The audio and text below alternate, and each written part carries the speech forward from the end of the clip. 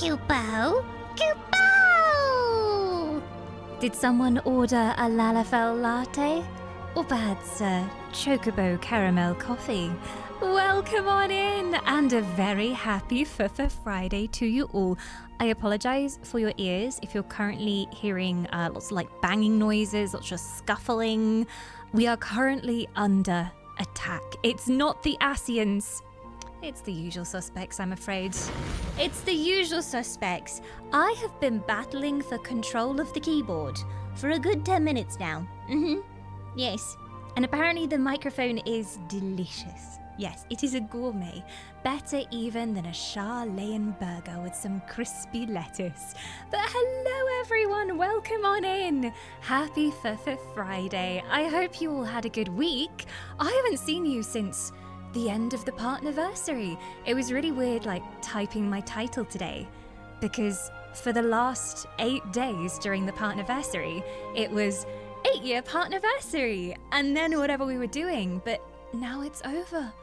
We're officially in our 8th year of Twitch partnership, and what better way to start it than with Endwalker.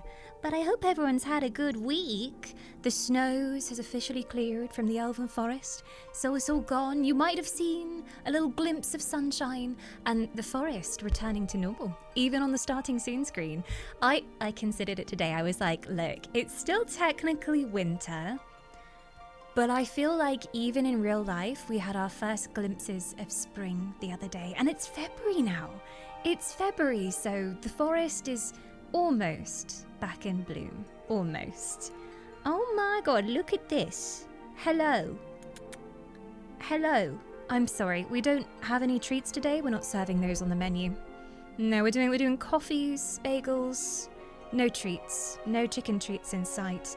We're out of stock, actually. All we have is chicken dust for the next 10 days. I'm sorry. Yeah, just chicken dust. Pure dust. She doesn't even care though, even though we barely have any treats left, and it's just a box filled with chicken flavored detritus. She loves it. She snorts the stuff. She absolutely inhales it, so she doesn't even care. Can't believe it's already a month. Yeah, I can't believe we're a month into 2026 already. Where did that go? Where did that go? What happened? Time.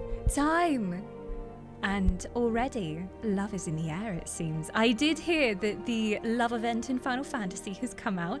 Valentine's Day is going already, and from what I know, there's new fun stuff and a new fun minigame. But we will save that for Love Week next week. There'll be many love-themed things going on next week as well. But I guess we can tell the MSQ characters that it's Valentine's Day. I can give Thancred a little chocolate box, maybe, as we're going through MSQ. Oriange will get jealous though, but we've already exchanged burgers, so he knows I love him. He knows. When you call it the love event, it sounds sus. Valentine's Day? Yeah, I always get confused between Little Ladies Day and Valentine's Day, because the theming is quite similar. There's cute little characters, and it's I guess what are they called? The little attendants for each of the events. They look quite similar in their fashion as well. So I'm always like, is it Love Day, or is it Valentine's Day, or is it Little Ladies Day? Yeah, Little Ladies Day is next month.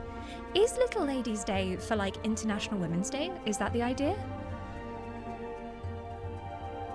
I'm sorry, are you seeing this? I don't even know why I bother brushing my hair for stream at this point. I don't even know. Why do I even bother when you're gonna do it for me? Her tail is better than a Dyson Airwrap. You know, I was like, oh, maybe I should invest in a hair curler or something. No, I've got a ready-made one here. I'm just being assaulted, basically, for treats. Constantly. Hey, and Moogle, thank you for all the fun streams. Oh, thank you for being a beautiful wisp for the last 10 months of immortality. Welcome back. Good to have your soul. And it seems there is another soul coming back as well. Who is this? Could it be the legendary Sails, back for 71 months? Make way, make way. He's wielding the sword. Don't get under their footsteps. But thank you so much for 71 months as well.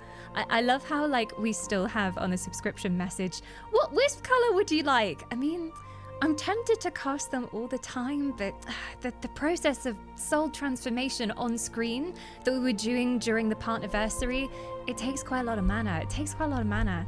Although, you know, I might be able to come up with an automatic system for it.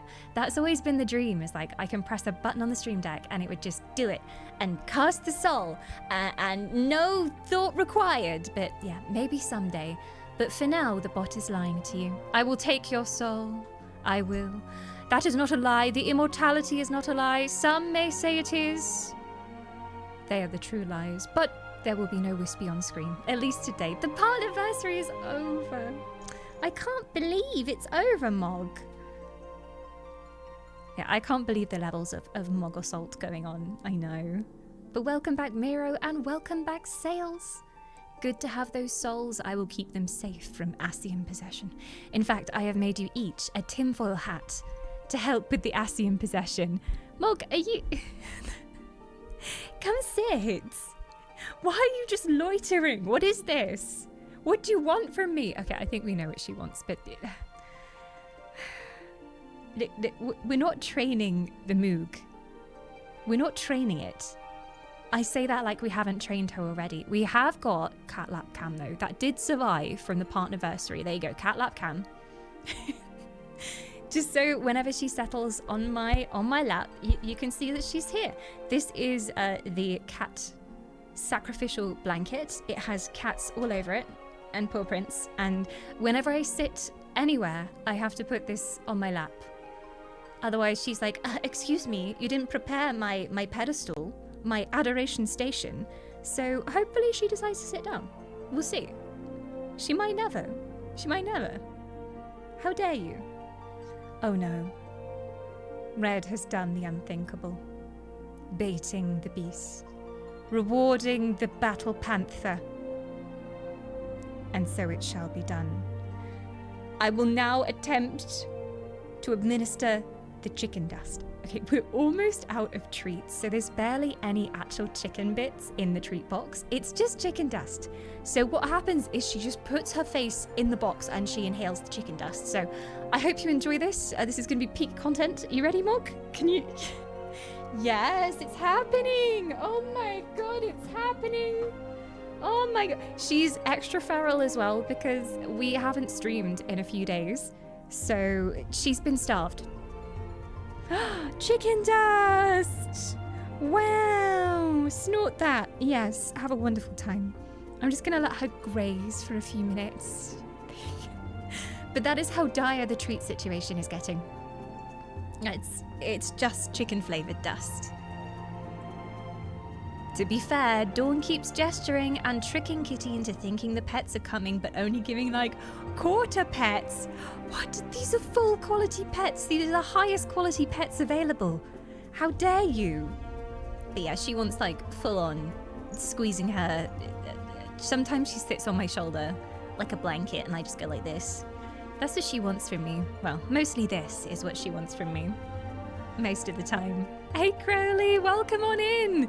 We do have cat lap cam. Because like we had dedicated cat cam pointed at her cat bed, her lovely mushroom cat bed, which is beautiful and she looks so cute when she's in it. But most of the time she just sits on my lap during stream. That's where she chooses to sit. It's warm, she gets pets. If she's here, sometimes she gets treats. So yeah, the dust is going everywhere. Disgusting.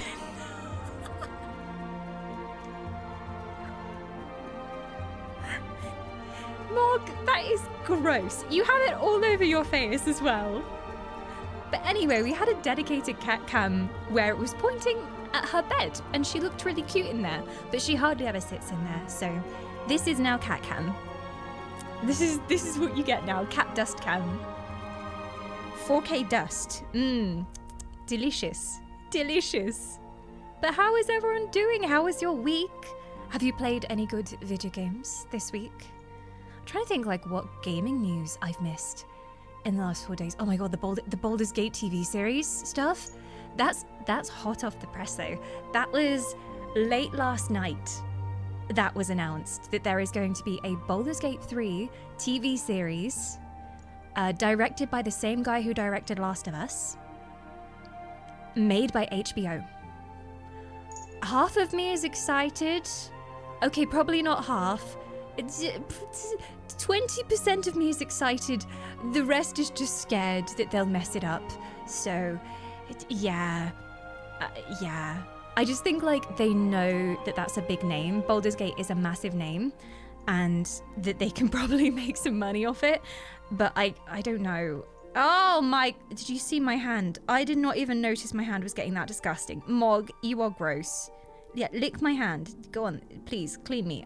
That's disgusting. I'm gonna have to wash my hands before I play Final Fantasy now. You have thoroughly chicken dusted the blanket. She's like, you did this to yourself, Mum. You chose this life. And now she will connect me to the chicken and she'll be like, ah, Mum is where the chicken comes from. Mum is covered in chicken dust. Therefore, Mum is a chicken. And then she will eat me. I think we've been naturally working towards that anyway. The end is nigh, my friends. The end is nigh. She will consume me. Oh my gosh. I don't know if you can see her actual little face right now, but she's covered in chicken dust. Mog! Yeah, go ahead. Yeah, no, we weren't going to play any video games today, Mog. No, I had no intentions. I also really want to cover my lovely Lord of the Rings custom keyboards in chicken dust. That was in my plans today. It was. Yeah, she's crumbling me in preparation for the deep fryer, exactly. But yeah, I'm kind of worried about a Baldur's Gate 3 series. Like, I want to be excited. I don't want to be one of those internet people who's just like, there's no way they're going to do that right, or prepare to be disappointed. But at the same time, I have seen TV versions of games go wrong a lot. And if it's something that you love, you're automatically more nervous for it. And if you know me at all, you know that I love Baldur's Gate 3. Almost an unreasonable amount. But yeah, I want to be excited.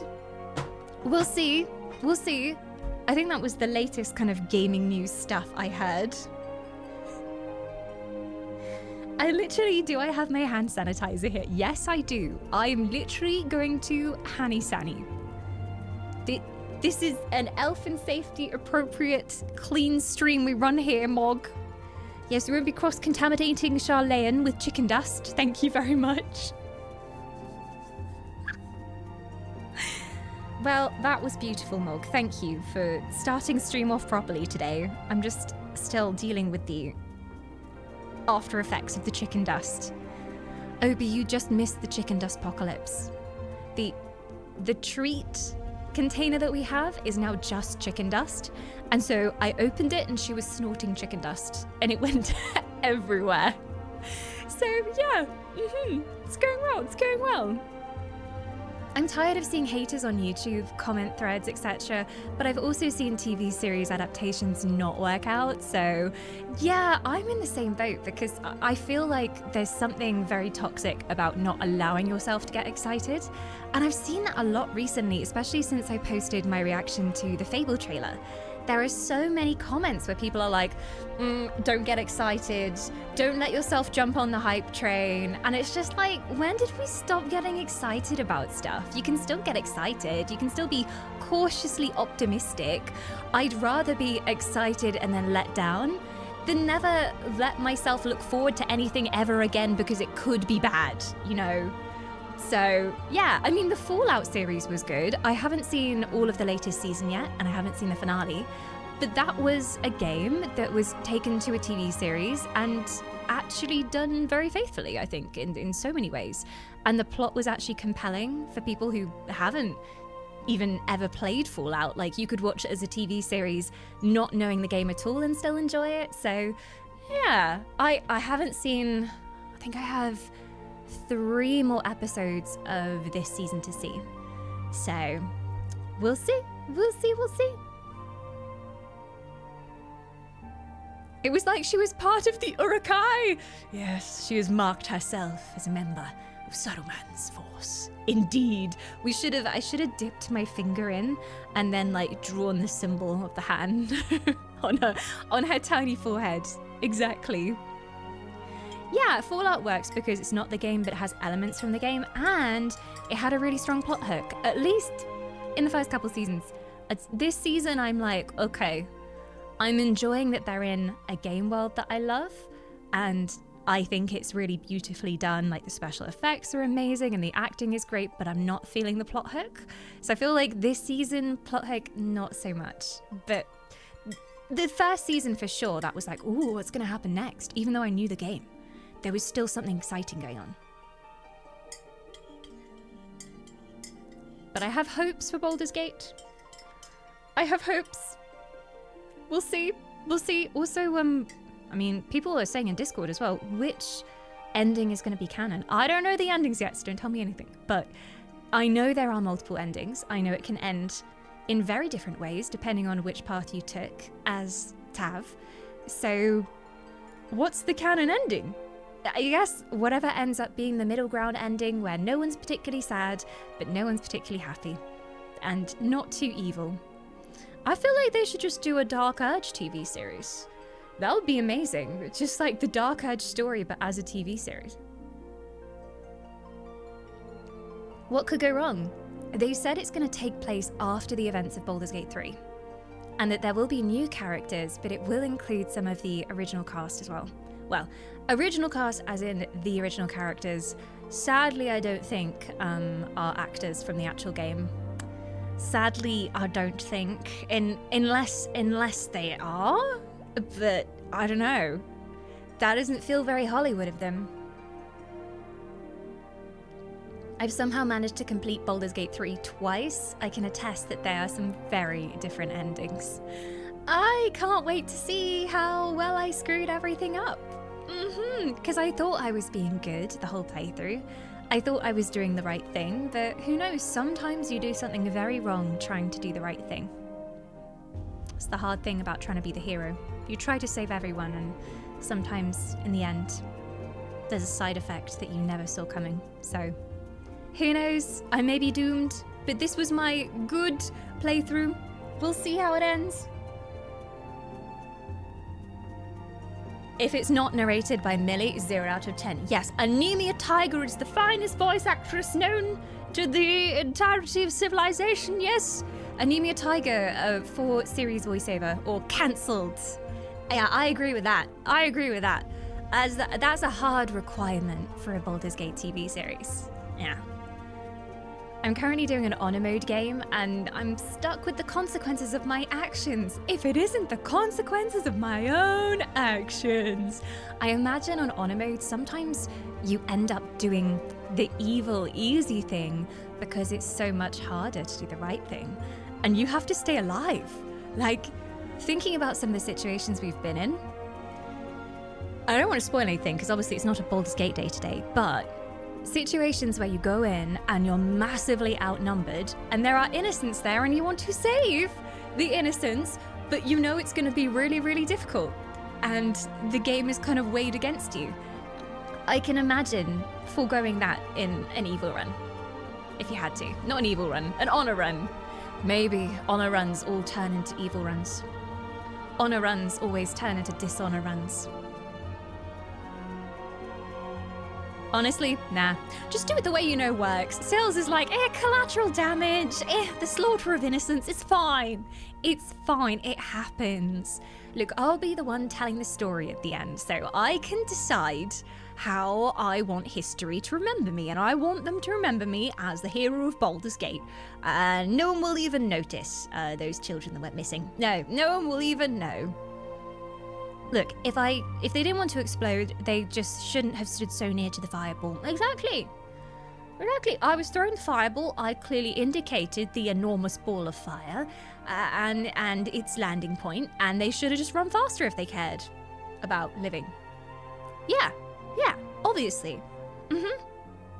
Quite the opposite for me. I did the good way. The fights are still hard. They are. I like how all the fights are balanced. I like being challenged a little bit, even in normal mode. I think Borderlands would work as a TV series. Oh, yeah, absolutely. I wish they'd done TV series instead of a movie. Although, I haven't seen the movie yet. so I can't comment. I've only seen the trailers. And then I heard the general internet opinion, the court of internet opinion, did not like it very much, but I want to watch it. I think I'll watch it at some point. I'm just not in a rush to watch it.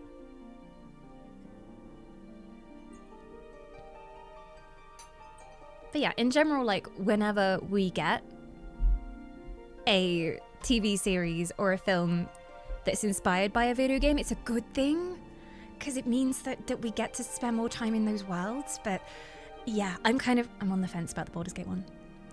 I will reserve my judgment until we have seen further. It's a very cool world, a very, very cool world indeed, and there's so much to do in that world. So I just wonder why... I wonder why they didn't just say, oh, we're making a D&D TV series. They specifically chose to put the Baldur's Gate 3 name on it. So it seems like they're tacking on the Baldur's Gate 3 for the marketing because they know how huge Baldur's Gate 3 has gotten. And I'm like, is that a good thing? Is that a bad thing? I'm leaning towards that maybe being a bad thing, but we'll see. We'll see. I heard that the movie for Borderlands was god-awful, but I might catch it if it's on a streaming service. Yeah, that's where I am with it. I'm like, okay, if I see it on anything, I'll watch it. Probably wouldn't go to the cinema to watch it if it was still in the cinema, but I'll wait. We'll see.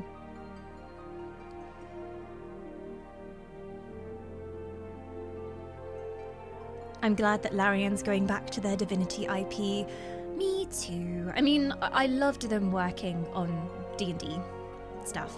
I mean, they did an amazing job with it, but Divinity is like the D&D setting, but I don't even know, wackier times a million.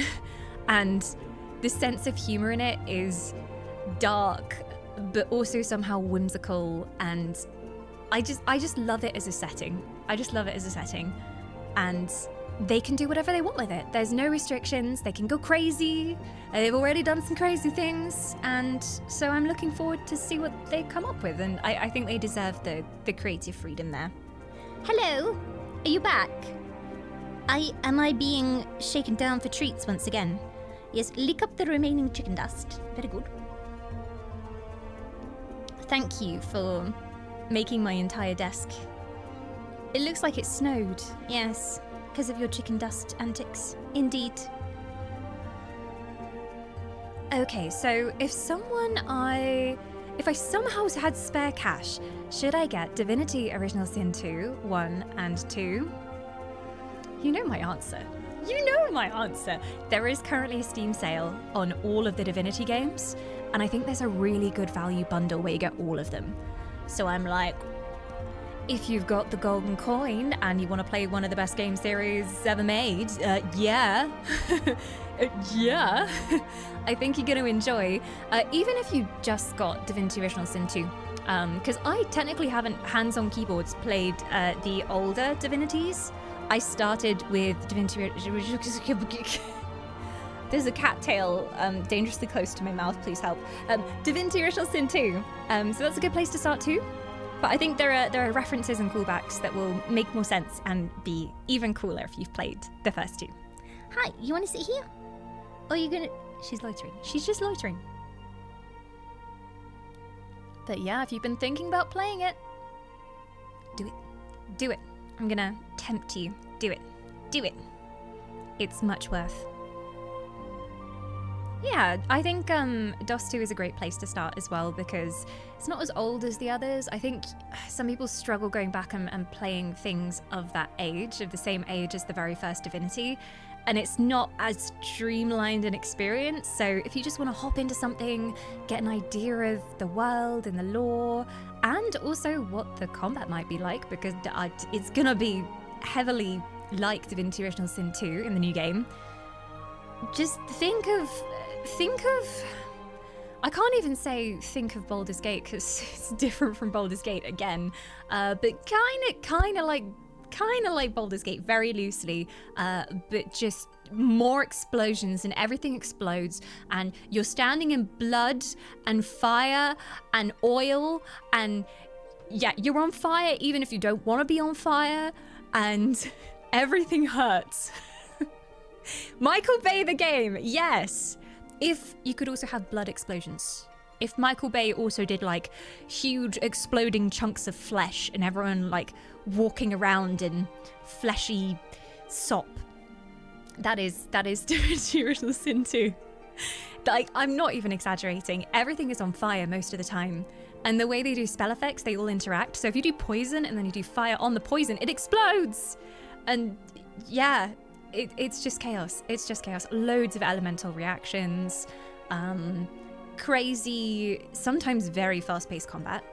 Characters zipping around. Sometimes very slow-paced combat, though. Like, it is very tactical in some ways as well. Reflect is best spell, you troll. I'm jealous because I'm on the playthrough I'm doing at the moment. I'm in Fort Joy, and the freaking guards keep reflecting my spells at me, and I'm like, stop! I'm naked. I'm wearing a bucket on my head. Can you just leave me alone? All I wanted was to kill you so I could get one single piece of armor on my poor broken body. It is very hard to start with, even on normal mode. You are literally naked and afraid and alone, and you have to scrounge everything you can in Fort Joy. And we've talked about this before, but I think a lot of people going in aren't ready for that, and they think it's going to be the very like slow RPG start where they're like, oh, here's your starter gear and your starter weapon, but they're like, no, you're in prison. You're naked. There's a bunch of criminals around, and you have to literally pick up anything and everything you can and sell it, and not everyone in your party is gonna have a full set of gear to start with. It's just like I have boots, but we're sharing the one torso armor piece that I have based on who needs it most. Yeah, naked prison break, let's go! Exactly. Well, a shipwreck and then a prison break. So, yeah. But I love it. I love it. I'm currently playing through on the Steam Deck. Just trying to refresh my memory because it feels like so long ago. My mouse has died. Sorry, we can't go to Charlotte and we have no mouse power. It's not gonna work, guys. No mouse, no Charlotte. I feel like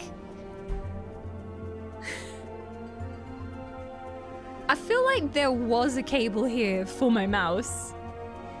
I feel like it used to exist. Okay, bye guys. Oh, here we go. I got it. Behold. It was actually in the drawer with all of my fake purple hair extensions from the Partniversary. It was hiding in there. Okay, are you ready to hear the Windows noise? Are you ready for a Newtonator raid? No, you're not. No, you're not. Hey, Knight. Hey, Knight. Can you charge my mouse, please, Knight? It just ran out of battery. Do you have any juice in the dungeon? Did you bring some electrical power? Any lightning mages there? Yeah, thank you. Thanks so much. Thanks. Hello. I was lurking a little bit today. You were cooking today. It looked like glorious chaos, as always. What were you actually making? I was only there for like 10 minutes or so in the shadows. What were you making? Was it a success? Or did it end in catastrophe? I mean, there's only one of two ways a cooking stream can go. It's either absolutely perfect and you make a flawless cake, or, in my experience, you make a flat mound, a flat disappointing mound because you used the wrong type of flour. That was so sad. So sad. Ooh, getting fancier than baking over here though. Chicken and chorizo casserole and coffee and buttercream cupcakes. Okay, we're all going over tonight's for dinner right now. Stream's cancelled. Mouse is out of battery. Can't play Final Fantasy. So everyone get in the portal. We're going over tonight's. She's hosting. That sounds like really good cake as well. Yes, please. Yes, please. But welcome, purveyors of the dungeon. It's good to have you. This is a very professional stream where nothing ever runs out of battery during my live streams. Never happens ever. But hi BJ, hi Molly, hi Josh, hi Moo. Good to see some very familiar faces. Hi Nix. And we are playing some Final Fantasy today. I'm doing my very first playthrough of Endwalker. which is one of the best MMO expansions ever made, if my community is to be believed. Do we trust them? Roll for deception.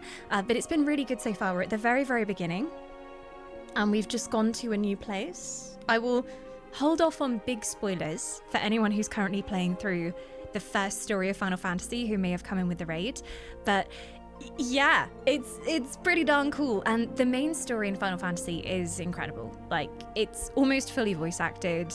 It has so many twists and turns. Like, the plot twists are insane. I have never been so gripped to a main story in an MMO in my life. I feel like main story in MMOs is usually very, like, I don't know, just like tossed together, and it's usually an excuse to send you to a new zone, and then you just go around and collect stuff, and they're like, oh yay, time for the final battle against the big bad. But Final Fantasy story goes hard. I don't fully know how to explain what this journey with the MSQ has been like over the past 5 years that I've been playing this. I think it's been 5 years. It's just an emotional roller coaster. So if you haven't played Final Fantasy's MSQ, do yourself a favor. It's not what you think it is. It's not what you think it is. It's so much more. I'm actually going to plug my mouse in now. Let's hope it works.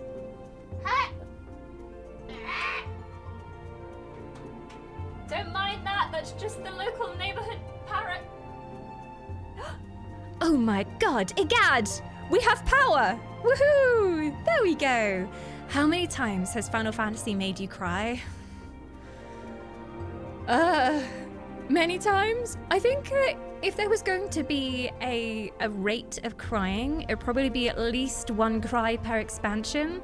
Shadowbringers was probably at least like 4 or 5 cries. That had a higher than usual CPE, cry per expansion rate, just because of the themes. And yeah, it was really weird timing in my life as well playing Shadowbringers. It was really weird timing in my life. And I was like, oh my god, this is not happening right now. It's like this game is speaking directly to me. So we had a few moments. And I'm not normally a super cry person, chat will attest. Look, I'm a very emotional person, but I wouldn't say I'm a super cry person. It takes me a bit to make me cry, and I have to really feel like I care about the characters. And it can't just be like, oh, this sad thing happened. I have to know the characters. I have to be invested in their story. And almost at this point, they're like real people to me. They are real. What do you mean almost like real? They're real. They're real. Alphino and Alasei are real, and Urianger is real. We have a date next week on Valentine's Day. Obviously. Hey Panther, welcome on in. Welcome. But yeah, it's a very emotional story. I would say the story is closer to an anime than other MMOs that I've played. It feels very anime. It goes from one extreme to another. So 1 second you have some weird, whimsical beast race that's like, and then the next second there's very deep, dark themes going on about grief and loss, and someone dies, and yeah, so it just goes from 0 to 100 very, very quickly. And the emotional whiplash is, I can't keep up with it. It just comes out of nowhere. You've already cried. That's true, I have already cried at Endwalker. Although it was mostly my community that made me cry. Because I don't know, I just got really emotional thinking about it, and every time we've started a new expansion, it's been a milestone on like my journey as a player and our journey as a community. And when I started playing Final Fantasy, it was like 1 or 2 people will come in game and say hi to me and maybe run around together with me. And then now we're at Endwalker, I pulled up to the docks of the new zone we were at, and there was a little group of people waiting for me on the docks, and we took screenshots, and there was like a whole group there ready to go. So yeah, that's why I got emotion. The characters didn't make me cry yet, I think. Right? 1 cry or 2 cries already? I don't know. We do have our Shadowbringers bingo, of which I have been allowed to cross off a few. Oh, I didn't actually get round to crossing them off officially on here though. Hang on, let me show you. But before we started Endwalker, we did our Shadowbringers Tinfoil Hat Theories stream. And we also made us a bingo of things I thought were likely to happen in Shadowbringers. What is this? Endwalker. Walkie, end. But we think we've crossed off a few here. So at least Dawn Cries is gone. Unexpected Innuendo, I think, was approved. Huge library. And also Magitech Oxford. They allowed me to have that one. So we got 4. And yeah, I need to set up my thing for actually crossing these off live. Because I was going to be fancy and use the Stream Deck to actually like come up with an animation and cross them. So I shall set that up. Future me will do that. Right, Mulk? Yeah. This is Moogle, by the way. If anyone's coming in from Night Stream and you haven't had the joy of Miss Moogle Moo in your life, this is Moogle, my little void beast. Most of my stream is spent talking about how beautiful and perfect Moogle is, which is true. Does she have me under duress? Is she holding me hostage? Maybe, but all these things I say are true. She also likes to redo my hair on stream with her tail, constantly. She's a fiend for chicken dust, indeed. Yes. But I guess we should get into some end walking. Walking to the end? No, I think not. Walking around a very strange dome that we've just got to. This underground... See, I think it's a bunker. This is the point in the stream where I say, for anyone who's new, do not tell me if I'm right. Do not tell me if I'm wrong. Do not tell me anything, no matter how tempting it may be. My questions are always rhetorical. Don't let me make you say story spoilers, okay? I will try. I will be like, I wonder if, and then I'll go into a whole theory, but don't answer my questions. But this area we've just been to, it looks like a bunker. It looks like they're preparing, it's a Noah's Ark, essentially. They're preparing for the end, which would explain why they're so reluctant to help everyone else in Eorzea. And they're staying out of the central Eorzean conflict, because they know even if the world ends, they're prepared. They've got everything they need. I'm going in. It is time. Yeah, just type a smiley face in chat. We have a system, if you're ever tempted to type a spoiler and you need to type something because your fingers are itching, just type a smiley face. A smiley face better suits a chatter. It does. Yeah, the dome was really cool. I wonder what time of day it will be in game right now. Because I think we got there at night time. And there were lots of stars out and everything. Amazing art in these loading screens. Like, look at that. Look at that. You know what I need to get is Final Fantasy art for my walls. Because I have the Dawn Trail banner, which I was very kindly given at the Dawn Trail Media Tour, so I have that, but I don't have like some concept art of zones. I love wall art that is very, very subtle landscapes from games that I love that you wouldn't necessarily know is from a video game unless you recognized it. So if I do end up going to FanFest, I will be over to the merch stand, seeing if they have any of that. Oh, the music here. Hello. My fellow travelers are ready. Oh, you've got some hiking backpacks. Oh, that's very handy. It's got a little lantern on as well. Very nice, very nice. I've got my parasol in case it rains in here. I guess there won't be any precipitation on account of there being a giant glass dome over my head. I'm assuming it's glass, though. Pretty sure you heard Kaiko play this. See, here's the thing. I heard probably so many of the Endwalker tracks when I was at FanFest, but it just didn't stick with me. I was like, wow, that was a beautiful piece of music. And then it just poofed from my memory, which is good because it means no spoilers. No spoilers. It's so pretty. And it's so dark down there. I'm wondering what else is hiding down there. And they're comparing notes. Researchers. Oh, even got glasses on today. Excitedly talking. I see. And Maisie just like leaning seductively against the wall over there. I'm feeling the vibe for this area is cute hiking researchers. slash sexy researchers, if Maisie is anything to go by. Whoa! Also, I just noticed fully the size of that hammer. Whoa. How do you even hold that thing?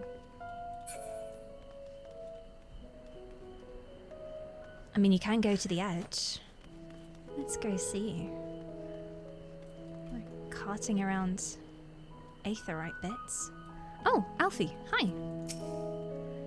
Excuse me, are you a gleaner? If you don't mind, I have some questions to ask. Are you a filthy gleaner? Oh, Crail's down here as well. Who's Teve? Alternative version of Steve? Steve's brother? Steve and Teve? Oh, the piano. What? Oh, I really want the sun to rise right now. No, it's not gonna happen. What time of day is it? It is fair skies at the moment. Fair skies full of stars. But yeah, there's so much down there that I can't even see in the darkness. But I see the glow. It almost looks like a giant arena. Is there another level? Because there's another dome, and then there's something under that dome. There's a windmill. Oh, the music's so good. God, this really does remind me of Amarot. Especially the lift. Like, even the way that the lights glow, it's like the lights of Amarot. Because when we first went down into Amarot, I remember saying, oh, this is like Rapture from BioShock. And this has exactly the same kind of vibe. It's a lot like Amarot, but more green, I guess. But Amarot was at the bottom of the ocean when we knew it, right? So, yeah. Oh, hello, I'm being blessed. Thank you. Are the sound levels okay, by the way? Because I have new headphones. I ended up getting the same headphones, but newer, because, well, look, let's just say it's a very long headphone cord, and there may have been a few times where I accidentally rolled across the headphones over the years. They lasted a good few years. It was good. But there are a few unfortunate chair-related accidents, culminating in one of the, because they're in-ears, there's like a little thing that wraps around the back of your ear with a wire, and that had been broken for some time, so I just kind of sellotaped it. Look, we are the height of technology here at Dormus for Technomancy Services, but yeah, it hears a lot better, innit? It sounds a lot better in my ears now. I can actually hear what the fuck's going on. But hopefully it's all right on stream. Do let me know if at any point if the game music is very overwhelming or if you can hardly hear anything. The Shure SE215s again? Indeed. I think it's like almost the only tech thing that I've replaced with the same thing ever in my life because they were so good. They were really good. Especially compared to the way more expensive options for IEMs. So, yeah. Has anyone here seen City of Ember? Reminds me of that so far. I have not. Is that a film? But yeah, if I seem a bit off, it's because I'm adjusting to it. Because I can only talk on stream if I can hear my own voice now because I'm so used to it. But anytime I get new audio stuff, it sounds slightly different and my brain is like, what is this noise? Who is this person's voice? So it's better. I can hear more good, but if I talk weird, you know why. Oh, Teve. I'm going to talk to the others before though. Oh, Cryle's here as well. Most of us gathered here appear to be gleaners. Why don't you wander around and try making small talk? I like small talk. It's my favorite thing. How did you know? What is that? Oh, it's another one of those construct things. I forget what they're called. There was some in the library as well on the front desk. Dobbin? Dobbin Bobbin? Hello. You look like a nice chap. Am I supposed to talk to you? I am. You want to know what I'm doing? Hauling books. And ore. And fauna. If it needs hauling, I haul it. Simple man, simple job. Every decade or so, they take stock in Labyrinthos. You know, sort and tidy up the inventory. Never seen an operation like this before, though. They just did one a few summers ago, even. Then, with no warning at all, this mess gets dropped in our laps. Orders from on high. Damned if I know the reason. Could be that they're changing the layout, eh? Preparing for the next big expansion? Or anticipating the end of times? Not that I'll tell Dobbin that. Dobbin don't need to know that. Don't want him to worry. Your exchange with Dobbin has taught you about taking stock in Labyrinthos. Okay. So, the reason for this scramble is that they heard what's going on in Eorzea. It's almost like they knew it was coming. Like they've been preparing for this. Because he said like every century they take stock. So how long have they been working on this? Not looking forward to transporting all of this, but I am looking forward to a nice drink afterwards. Or maybe a Charlean coffee. Decades, not centuries? Okay, alright. Okay, you said decades, not centuries. I was thinking like how long they've been doing this for. Decades is still a long time though, you know. Erenville. Ooh, fancy name. Oh, I did talk to Alfie already, didn't I? I'll put my umbrella away. It's impolite of me to walk around with this out. No, I'm talking to Junkmonger. He seems way more interesting. Sorry, she. Is that your name? Oh, no, your occupation. I was going to say, bit unkind of your parents to call you Junkmonger. Oh, what a beautiful baby girl. What shall we call it? Junkmonger. Hello. Oh, wait, you're a junkmonger. You'll love my junk. In fact, I used to have way more junk and then I cleared my inventory. Sorry. Mender. See, Mender would actually be a good name. Mindful Mender. Let's talk to this person then. Oh, it's been a while since I saw a rabbit person. Hello. You here to help or give me more headaches? Because you don't have the look of a gleaner and I'm in no mood for idle chatter. One of my colleagues was so exhausted he took a tumble and crashed into a pile of crates. Now I have a pack of marmots running loose. There are worse things to be on the loose, trust me. Your exchange with Erenville has taught you about exhausted gleaners. He's not really doing anything though, he's just having chit-chat.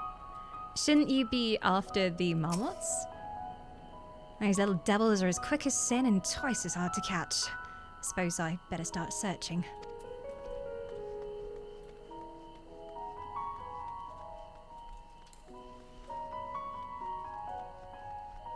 Steve. Oh, sorry. Let me think.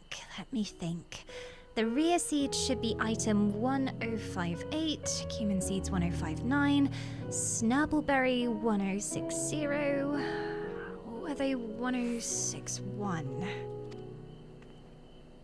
Ugh, my head feels like it's stuffed with moko grass. Why more loads to take out than carry in? Why do all this at once and risk mixing it up? What if someone mistakes the Coerthan carrots for Girabanian carrots? What then?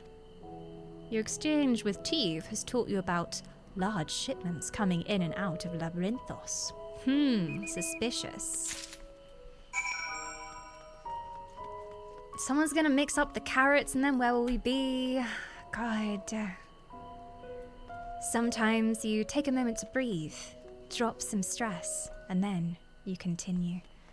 Whenever you come in here, is this like your chill place to be? I think if I needed somewhere to idle in Final Fantasy, I would choose here. Of all the zones I've been to so far, like it's just, it's so peaceful. It's so peaceful. I was working the other day and I normally put on chill video game soundtracks. So quite often Stardew Valley soundtrack, Divinity soundtrack sometimes goes on, although a lot of that is not very chill.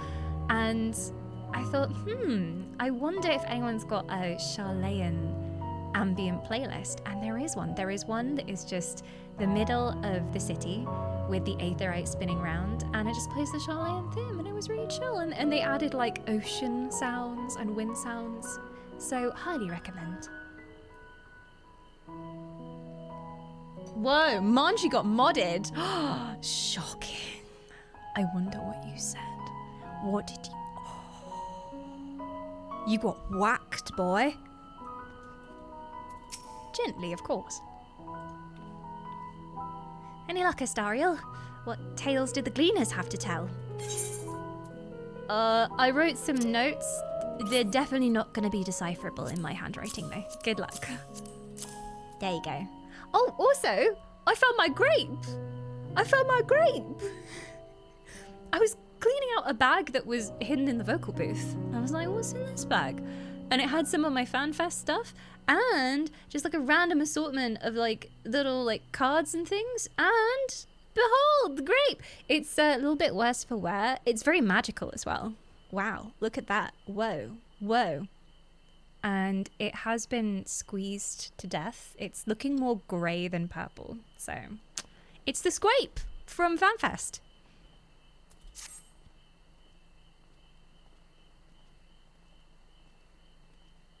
So, this grand operation began without warning. And for every item they bring in, they're sending more inventory somewhere else. That would explain the haggard faces I've been seeing. We were right. The Forum is definitely up to something. And they're turning Labyrinthos upside down in the process.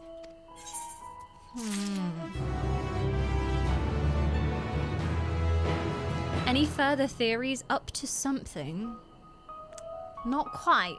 Not quite giving me the information I need yet, Cryle. Even my theories are better than that. Out of the way, Sin Beaver. Thank you. We would do well to learn more of what specifically the Gleaners are being tasked to do, as well as who has tasked them to do it. If you're game, Astariel, I have an idea.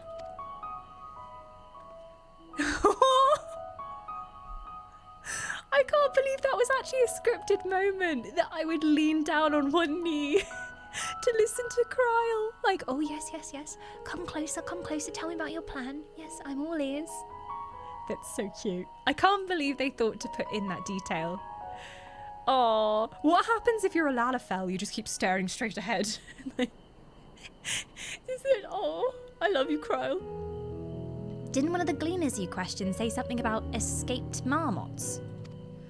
Perhaps if you were to help him capture said creatures, he might be more inclined towards a friendly and enlightening conversation. In the meantime, I will turn my charms upon this Gleaner here. We can compare notes afterwards. Happy hunting. I don't know if he can hear you. Oh, oh, oh! The sun has risen! I'm gonna go have a gaze out. Ooh, what is...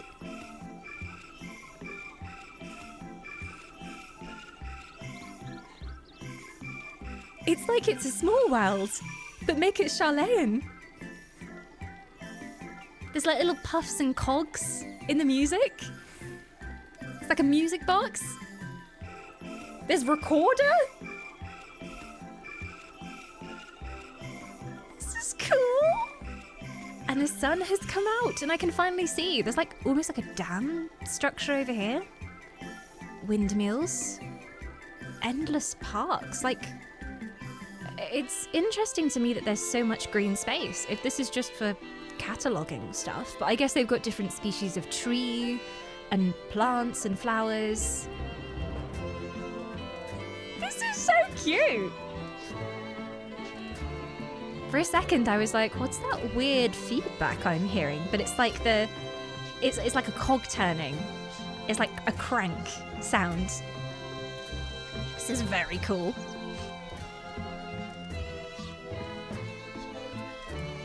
I'm going on an adventure, PT. So we're going to catch marmots. That's our first side quest, is marmot catching. I want to see if Stola's okay, though. Nay, I'm not shirking my duties. I've not been down here in an age and wish to get my bearings before I went bumbling about. From what I can see, however, there is naught obviously out of place. It seems we shall have to resort to discreet inquiries as usual. I'm not very discreet. Have you seen me? Let's go marmot chasing. Sorry, discreet marmot chasing. Oh, Erinville again. Hello. Is he in charge around here? Hello. I love his hair. You wish to help me find the marmots? I've nothing suitable to pay you for your services, but if you're offering out of the goodness of your heart, I'd welcome the assistance. I just love chasing marmots. #1 hobby. The name is Erinville, friend. Specialist in the collection of live specimens. That said, the capture of these Nagshan marmots? Interesting variety. Are they from the Stormblood zones? It reminds me of Yangsha. Nagshan marmots is a trial I've no desire to repeat. Grizzled mice, they call them. For a mercy, there are no other marmot species on this tier at present, so there should be no mistaking our little fugitives. If you happen to catch any, stuff them in this sack. Gently, of course. I shall. Chasing marmots. Bop into this whimsical music. Sure, if anything could make me in the mood for side questing, it's this. Where did it begin, you wonder? I've not seen any scampering around here, so we'll need to widen our search into the surrounding forest. Be on your guard. There are beasts out there that won't hesitate to prey on a marmot. Or you. You mean you don't keep them in cages, you let them free roam? This is like a zoo with no bars at all? Okay. I'll search the trees to the west. The eastern part of the forest is all yours. Good luck. Why are we splitting the party, Erinville? Come with me. Arya's ready on her sheep. He's a manager. Oh, I see. My respects to the manager. Don't you think he should be doing some managing, though? Like sending some of his minions to deal with the problem? Instead of running off to chase marmots by himself, you'd think. Alright, Twitch wants to play some ads. I think it's currently playing an ad, so I'm gonna let it. We shall loiter here and not do any story stuff for like 2 minutes while Twitch plays the ad. Are marmots how they make Marmite? You know, I've never thought of that, but actually it would make a lot of sense. They squeeze them like oranges until they pop and then the juices come out. And that is why I don't like Marmite. Yeah, it makes sense. As an elven vegetarian, it all makes sense now.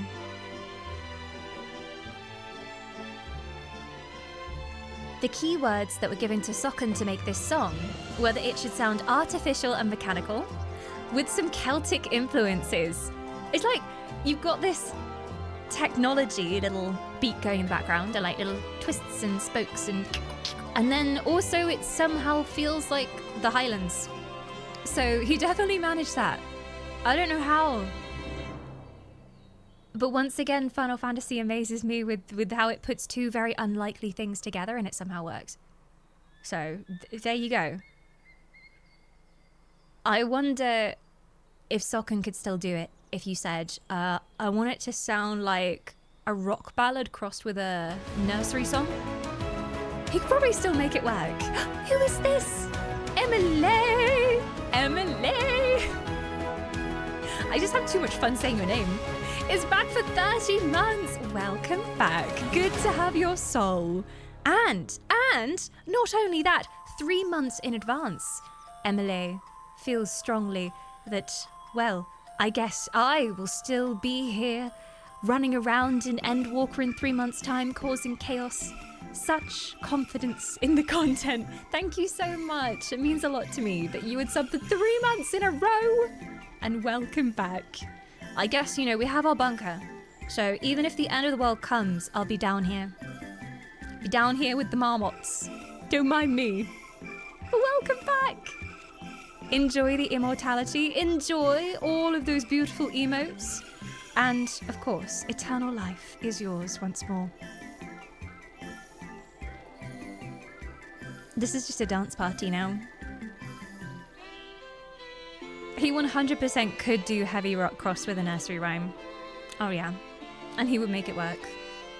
If not Endwalker, there's Baldur's Gate 3 and I'm sure there are plenty of games that you've been meaning to play, or play again. There's this game, it's like an indie game. I don't know if we will have heard of it. It's called Mass Effect.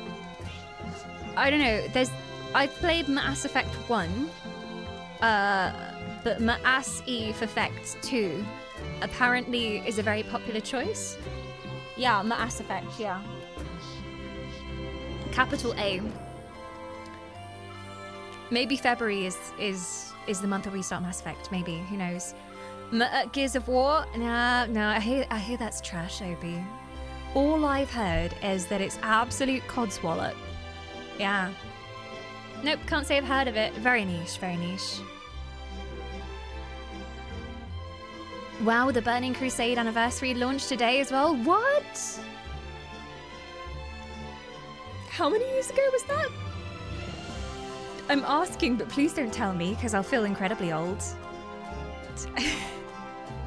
That was pretty much when I got into MMOs, was with that expansion. 2007, see, that's not that bad. It was last year. It's only 2008, so yeah, makes sense. Hey T, welcome on in. We got some bean soup. Not tea soup today, once again. Chocobo coffee with caramel, I think. I don't know, Mog made it for me, so you never know what it's got in it. Probably chicken dust. Alright, Twitch has done its dastardly ad, so let's go! Let's go marmot chasing! PT would be a great marmot chaser. Oh! Did it just get darker in here again? Ooh, what's this? It's an artificial sun. I guess that's how they keep the plants alive. I still wonder about these. Like, are they all screens? They're all false. So is it just like a TV screen with the sky image slapped across it? What is that? It's a troll. Hello. Oh my god, he's got a back ponytail. I really want to see your face. Turn around. Turn around. Show me your lovely face. I mean you no harm. I wish to look upon your enchanting visage. Alright. Oh my, what a lovely laddie you are. Look at that grit. Oh, don't hurt me. Don't hurt me. I'm from conservation. I don't want to fight. I just wanted to see that lovely toothy grin. And those scaly trousers. He does have rather scaly trousers. It's like a mermaid on the bottom half. Terrifying. Oh god, there's more of them. Oh god. Hello, I'm just here for marmot hunting. I have no interest in you. What is this? Sparkly. Did he give me any instructions or did he just say, off you go? Kral appears lost in thought. Oh wait, do I have to talk to Kral again? This whole area is marked, so I'm just gonna run around here until something makes sense. Aha! A grizzled mouse! We got him, PT. Come on.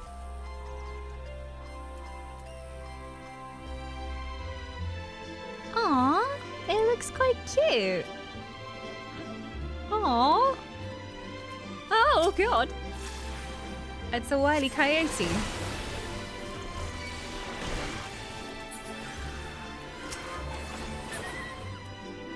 Die.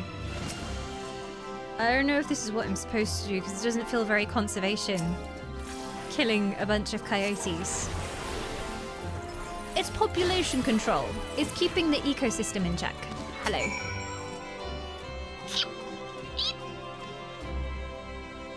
Come back!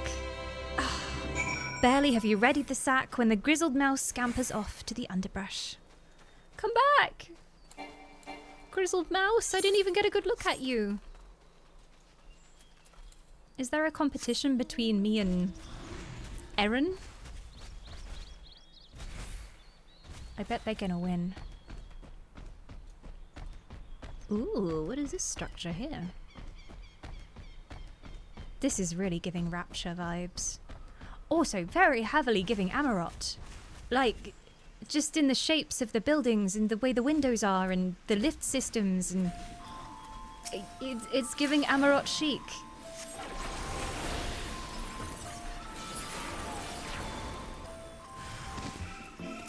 Hello, Mr. Mouse. Come with me. Oh.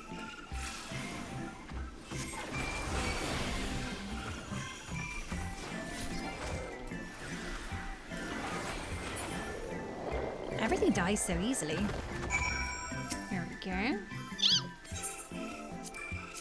Get in the sack! You're coming in with me! Okay. The rodent nimbly evades your grasp once more before disappearing into the trees! No! Also, I was thinking about the library. When we went to the library last stream, there was a book about how Charlotte and Noah, there's something about him collecting all the animals because there was a great flood. And I wonder, like, that was their end of the world. So I'm like, I don't know. I'd need my tinfoil hat if I was going to go through any theories, but I did think it was odd that they noted that so early on in the expansion. Didn't he do something bad, though? I don't know if he was bad. He was painted in a very good light in that book, at least. He was painted as Charlotte and Noah. Saving everyone.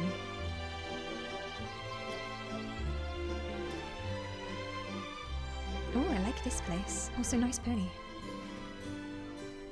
I think it is a pony under there, I'm not sure. Very fancy. Ooh! I've gone way off where I'm supposed to be, but this looked cool. Hello. What do you do here? The vaults here house almost any specimen or sample that one might imagine. Yet there still exists much in this world that remains unfamiliar, uncatalogued. Thus does our vital work continue unabated. Must continue, catalogue everything, just in cases.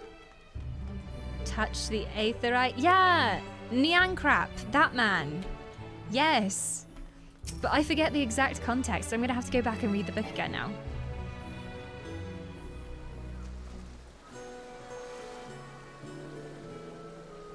Oh, this is a nice aetherite. I get to cool my ankles whilst I touch this aetherite, thank you.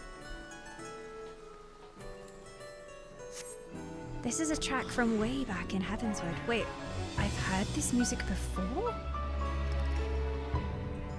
It's beautiful.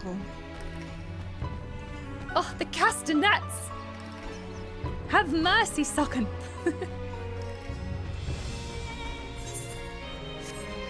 I'll go back to where I'm supposed to be now, though.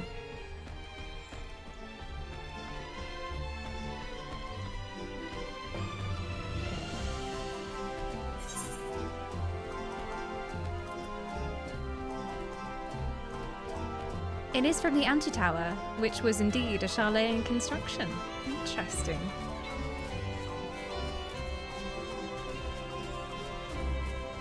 Hey Faithy, welcome on in!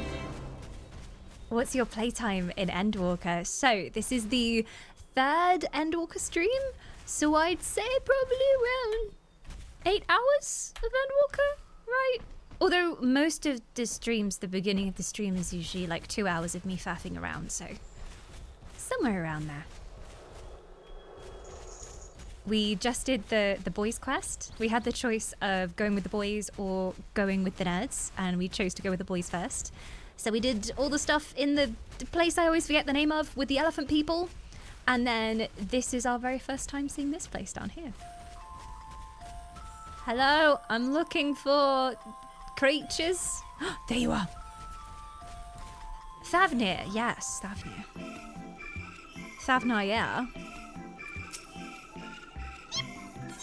Oh, hello. Get in my sack, Moose. Get in there. More prepared for its speed this time. You succeed in closing the sack over your elusive quarry. Get wrecked, Mouse. Just finished a Realm Reborn. Oh, enjoy. Is it your very first playthrough? Spoilers abound here. So many spoilers. Protect yourself, sweet summer child.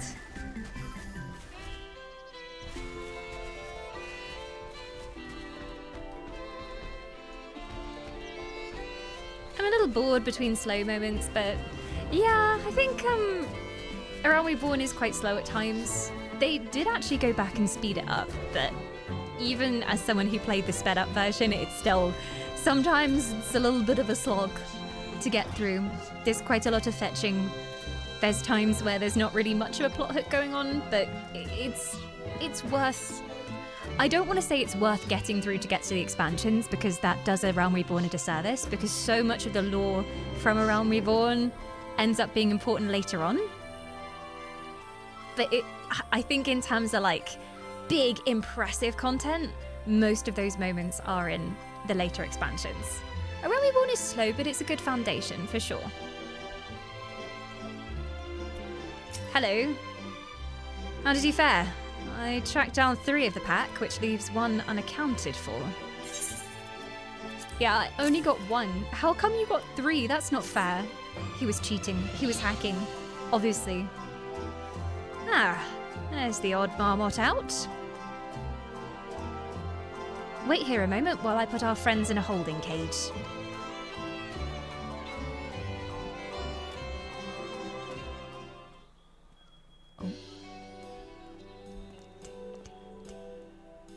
Thankfully, the marmots seem unharmed. They've held up well in isolation, but it's much too soon to release them into the habitat. It's a good thing we were able to recapture them so swiftly. You have my thanks. Who tasked you to capture them in the first place? What will you do with the marmots now? Why are the marmots important to the preservation of humanity? That's what I want to know. Maybe their fur has a rare kind of material that produces medical bandages. Who tasked you to capture them? Was it Daddy Lavillier? Why the authority in charge of Labyrinthos, now and in perpetuity? The same officials who've had us working day and night as of late. The honourable members of the Forum. Who else? Suitable for consumption and easy to breed. Those were the 2 conditions I was given for the stock I was instructed to procure. You're gonna eat the ferrets? I don't know what the Forum has planned for these creatures, but at the very least, I doubt they'll be served for dinner today or tomorrow. I guess they wanted something that bred really quickly too. So basically, yeah, the animal equivalent of bread did the standard fare to keep people alive. Almost like they're preparing for an imminent disaster. Almost. Oh, hello. Oh, a whole crew is here. There you are, Astariel. Is this the gleaner you mentioned? The one who is looking for lost marmots? Do you know each other? Interesting company you keep, friend. Who are you folk, anyway? I am Kryle, of the students of Valdesian. These others are my associates. Truth be told, the Forum's decisions of late have not sat entirely well with us either. That is why we've made the decision to descend into Labyrinthos. We hoped that by seeing those decisions put into action, we might more fully understand their reasoning. Wise and practical. Never hurts to try and gain a broader perspective, does it? Anyway, duty calls, other animals to capture and enclosures to empty. Once again, I'm sorry that I can't offer you more for your services. I feel like he knows more than he's letting on. Did you learn anything new from your friend there? I learnt a lot about ferrets. So much about ferrets. So we've confirmed that the order for this ambitious operation did indeed come directly from the Forum. However, the Gleaners have not been informed of its purpose. I'd say that fits with everything we've heard thus far. We also discovered when the operation was begun, the Forum contacted the Gleaners Guild ship and put their people to this great work some 4 days after the Telophori made their chilling declaration. So 4 days after we knew the end of the world was coming, basically. As seasoned travellers, the Gleaners keep abreast of news from every corner of the world out of necessity. Thus am I inclined to trust that their calendar of events is accurate. Altogether, it gives the distinct impression that this undertaking was a sudden and unexpected development. Yet I find it hard to believe that such a comprehensive restructuring of Labyrinthos... Every time! Labyrinthos! Labyrinthos! Hi, Mog. Hello. Yet I find it hard to believe that such a comprehensive restructuring of Labyrinthos and its archives could have been planned in so brief a window. They already had the plans. Nay, this plan was long in the making. They were but awaiting the right time to put it into effect. Disaster plan, already in place. Mog, I can't see what Alice A is saying. She'll be most put out if I ignore her in this conversation, thank you. And the Telophorai's declaration was what set it all in motion. It seems likely, but let us not leap to conclusions just yet. For the moment, I suggest we conduct a wider investigation of Labyrinthos. The more facilities we visit, the more pieces of the puzzle we stand to find. In that case, how about we head to... Catbutt. My favourite place, Catbutt. Miss Moogle Moo, you are being deliberately disruptive. Mog, come here. Come here, precious. She wants everyone to know that she has just done a poo. That's what she wants you to know. So, can we all clap for Mog, please? Well done. We're so proud of you. You did a poo. Thank you. Thank you for letting everyone know. What would we have done if we didn't know this information?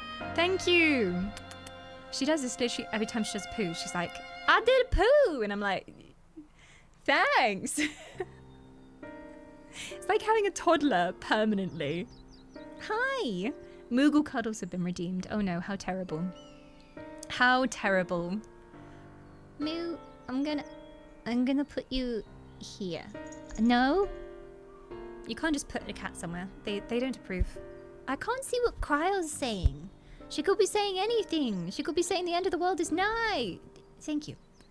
In that case, how about we head to Archeon? From there, we can reach the lower... Oh no. What is this? Is something wrong with the echo? Like... Cryle, what's wrong? I'm fine, truly. The sudden descent has left me with a bit of a headache, that's all.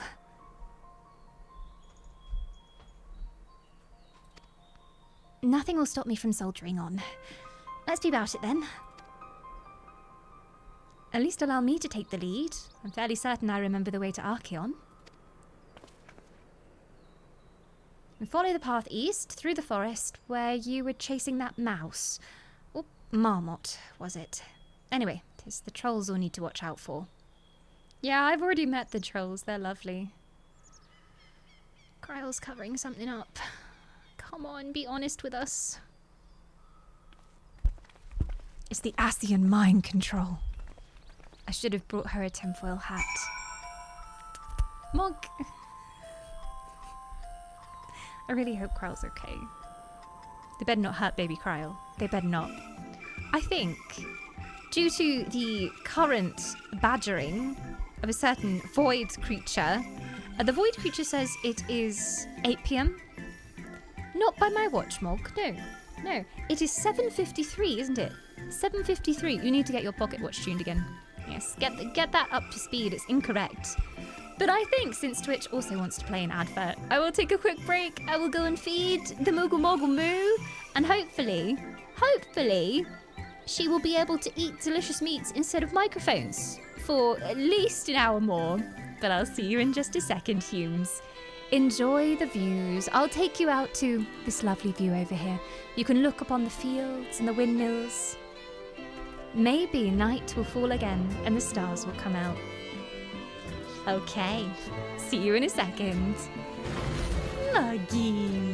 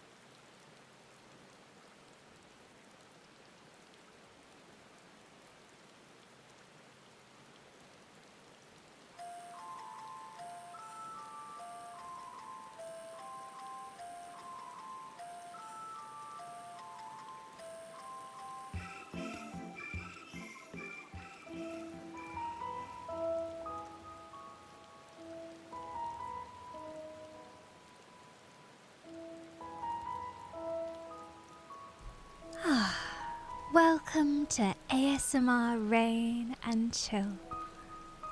That sound is the best sound in the world. It's a good thing I like rain, because I live in the UK, but it's one of my favourite sounds, if not my favourite sound, ever. Oh, that's a good sound as well, Mog. Yeah, that's a good sound. Yeah, have you heard that? That was Mog jumping up onto the desk. Mog, I was about to say that I think we'll now be free from a certain void interference. But I think, once again, we have been blessed with the presence of Mog. She has been fed in her life, you know. She will tell you she hasn't been fed for like 5 years. That is a lie. That is a lie. She has just been fed. But instead she would like to come and eat the microphone again. But I love this weather. It's so beautiful here. I feel like this is me going to any zone ever. It's just me standing here going, this is so pretty. And the music. Editing my Shadowbringers VODs, I realized just how many times we go into a raid and I'm like, the music! But it's so true. The music really makes a raid or a zone. And it's just, I think I live here now. We might all live here if the apocalypse comes into being. And they knew. They knew. They were preparing for disaster since forever. Moo! Are we gonna have fights with PT here? Yes, I love you too, Moo. I love you too. But I guess we should do some more digging around here. Bother some more researchers in the forest. There's another quest here. I always ignore the side quests. These poor NPCs, they're like, please come back, I have a quest for you. Maybe sometime, 5 years time or something, when I've done all the MSQ, I'll be back. Moo. Microphone not delicious. It's not. It's not tasty. You can try and eat it, but I assure you, it provides no nutritional value. No, I don't think so. It's pretty much a mog hair magnet as well, this microphone. She's gonna chew the cable. She wouldn't chew the cable, I don't think. She's not a cable chewer, thankfully. Considering how many cables I have around my whole treehouse, I'm very glad that she's not a cable chewing cat. She brushes up against cables. She shows appreciation to the cables. Hello.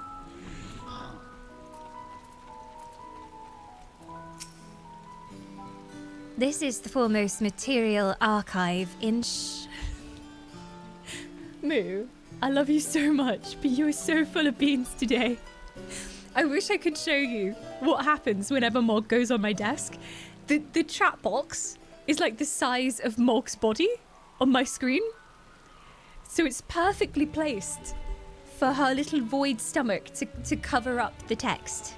You're really helping with my immersion. Yes. My little creature.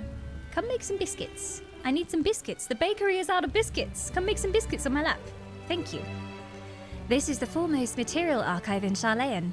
I should love to explore its treasures shelf by shelf, but I fear we have little time for such indulgences. I will go shelf by shelf, just like I did with the other library. Mew, what do you want? She's like, I want treats. You have food. You have food in your bowl. I'm gonna have to administer more cuddles. My apologies. More cuddles must be given. There you go. Is that the correct level of cuddles for you, madam? Is that... No? I don't know what Alice said now. I don't know. We'll never know what she said. She just wants to be constantly noticed. Yeah, she wants to be constantly noticed and adored. 24/7. She is the most Velcro cat I have ever experienced in my entire life, and I love it. But sometimes, Vogue, sometimes the end of the world is coming, and we need to discover the mysteries at the heart of Charlayan. You know, it happens. Fuzzbutt demands attention. Yeah, or the universe will implode. Well, actually, maybe she's trying to tell us, like, if you want to avert the coming apocalypse, give me cuddles. It is the only answer.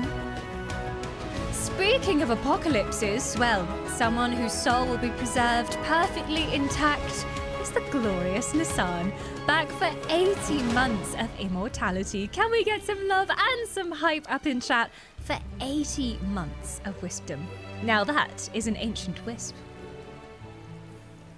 Were you caught in the mist on your way here? The sprayers keep the air humid, so the habitat feels as close as possible to a natural forest. It's quite impressive, I have to say. I was not expecting a whole forest zone underneath the city of Charlayan, of all things. Mui. Okay, I'm gonna deposit the void on the floor. It might not like it. Okay. Good girl, good girl. She went down by herself. She's just being very needy today. She's in one of those moods. I think she just really enjoys FFA Fridays as well. She knows Final Fantasy Friday is for her, clearly. Like, that's why we have FFA Fridays, so that everyone can look upon her and adore her. And her name is Moogle, after all. Don't worry about me. I'm hale and healthy. In fact, I'm beginning to suspect that... Nay, let's discuss this later. The investigation demands our undivided attention. What are you beginning to suspect, Because Kryl has the echo, right? And that seemed an awful lot like, you know, when you get the burst of light with the echo. But like, maybe something isn't breaking through? Because Hydaelyn is not as powerful as she used to be? Maybe? Behold, the Archeon. As Numenon serves as Charlayan's library archive, so does this structure house the city's wealth of material data. The architecture, too, is similar. This building you see is merely the upper entrance, an access point to the vaults carved into the cliffside itself. Within those vast rooms are stored countless samples and specimens, as well as the detailed records which describe them. In a manner of speaking, the Archeon contains a physical history of Charlayan's unwavering dedication to the accumulation of knowledge. But maybe it's not just the accumulation of knowledge, maybe it's actually the preservation of knowledge. I don't know, because it doesn't just seem like they're scholars that enjoy gathering knowledge, it's like they have been archiving it. I'm so sussy of all of them right now. So sussy. Well, we won't be learning anything of value standing out here. Let us proceed into the main building and speak with the custodian. Let us proceed! More libraries, let's go! So they're not only nerds, they're nerds with a purpose. They're disaster nerds. They are obsessed with prepping. Ooh, hello. Greetings. I wonder if they're open to visitors. They might not be. Is that a froggo? I see a froggo! Ribbit! The froggos are back. Greetings. We're here to peruse the Archeon's vaults.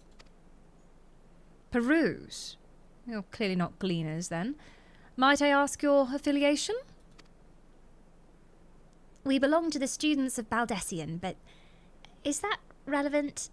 I was given to believe that the vaults, those open to the public at least, were open to the public? Ordinarily, yes, that would be the case. At present, however, access is restricted. Only persons directly involved in the reorganization efforts are permitted to enter. I am involved. I spent at least half an hour chasing marmots, I think you'll find. I have my official marmot chaser badge right here. Not us, then. I suppose we'd better move along to another facility. This building has a lift which connects to the middle tier, yes? Might we at least make use of that? We're not allowed in the middle tier.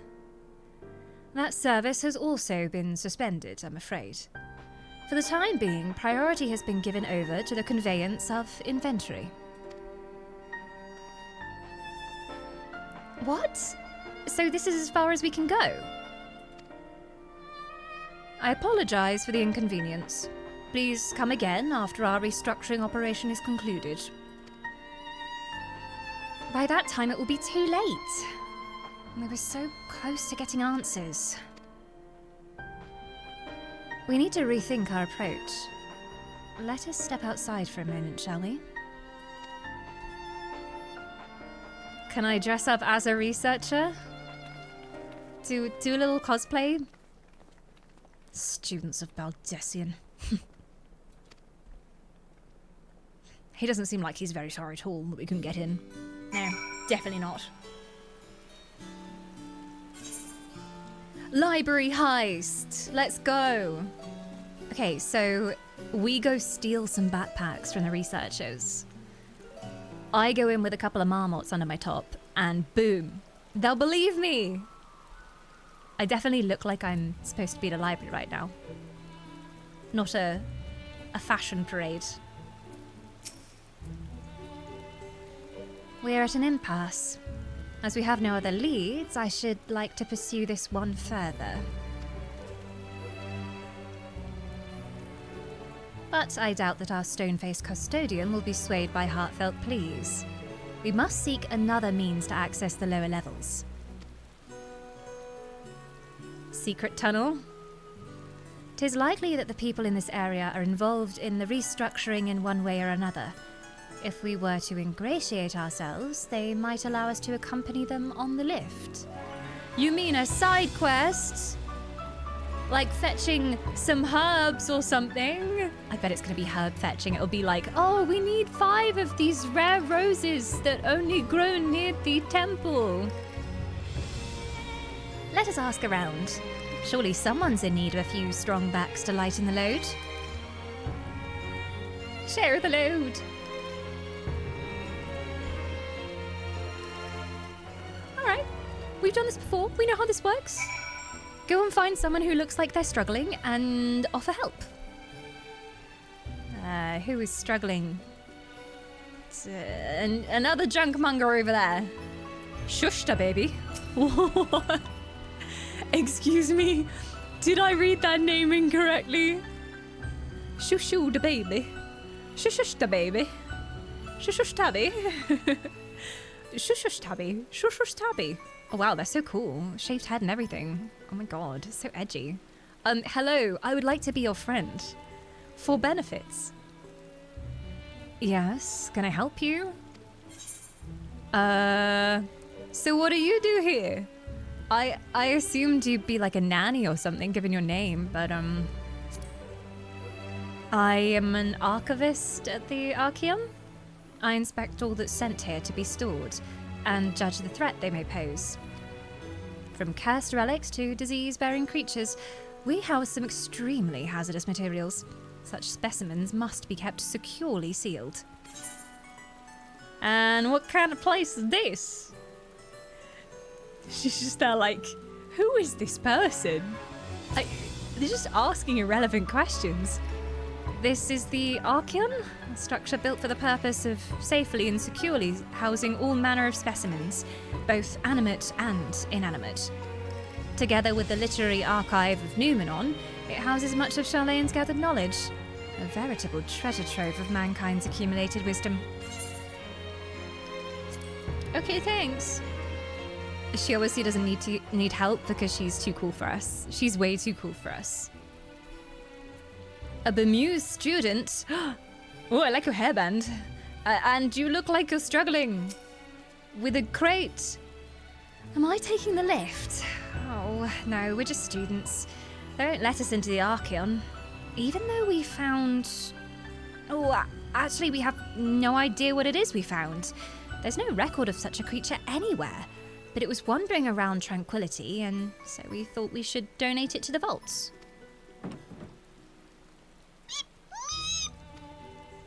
Oddest little squeal, don't you think? Anyway, I suppose we'll have to take care of it until the Archeon is open again. What is it? Where did she say? Where did you find it? At first we thought it might have escaped from one of the research laboratories, but when we reported our find to the Studium, they were just as dumbfounded as we were. It truly is a newly discovered species. We could have our names appear in the Gazette.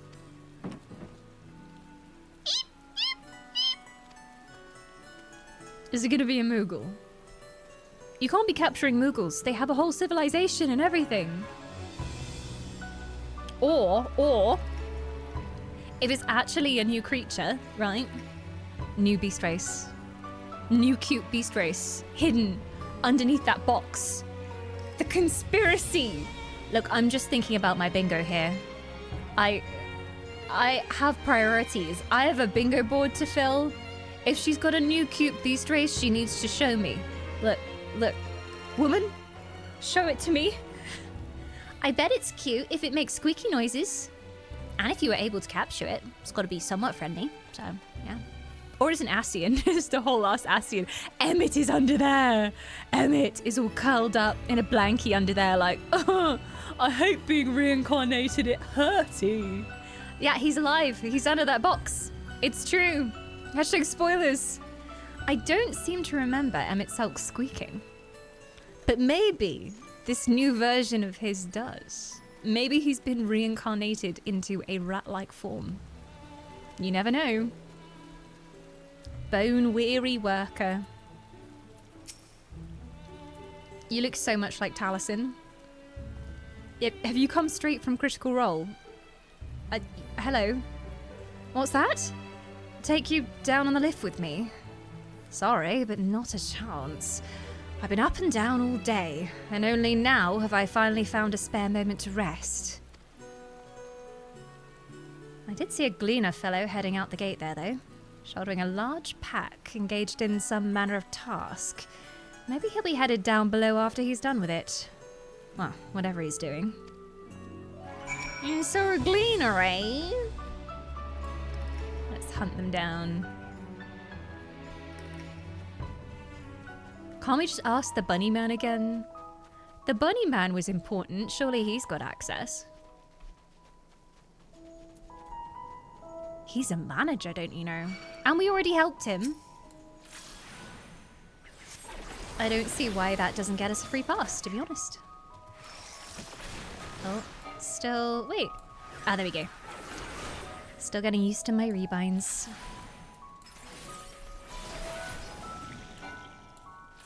If you can't remember their name, they can't be that important. Bunny Man! Bunny Man!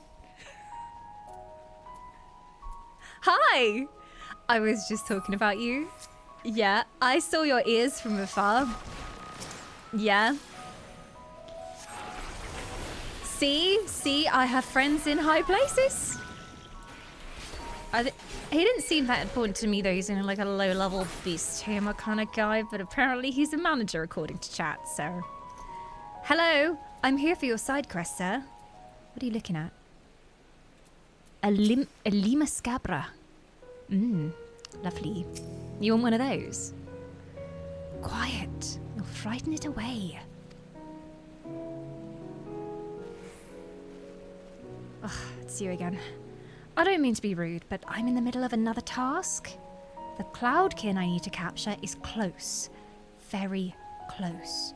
Oh, so you want after those maggoty things? I didn't see anything else. I know what you're seeing.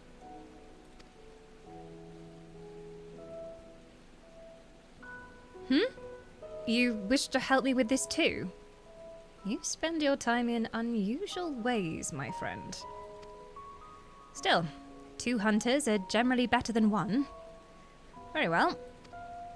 The canal here is a common gathering spot for birds of all kinds, but the one I'm after today is the hornbill. Its feathers are green, and its cry is a distinctive caw. Sorry, say that again? It's just like a caw, or is it a caw?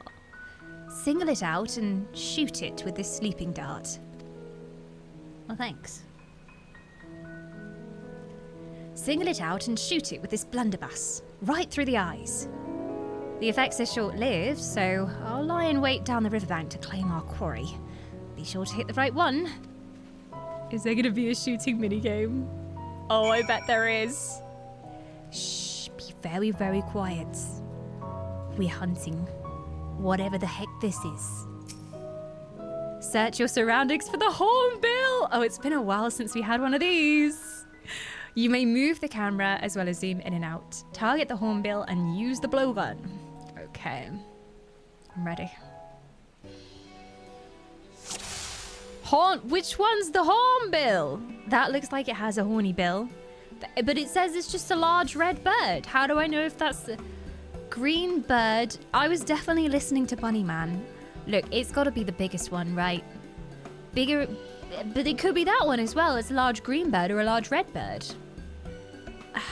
Look, look. Oh! It says on the side.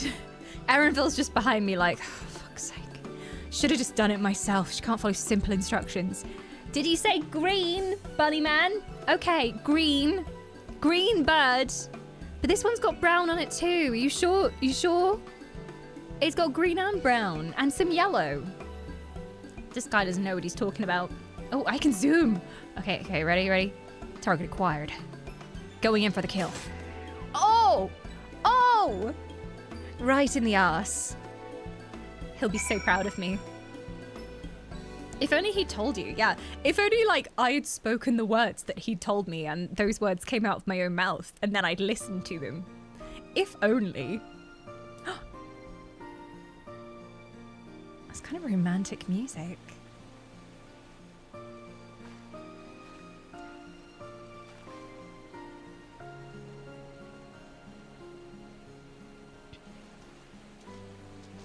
Hey. A fair shot.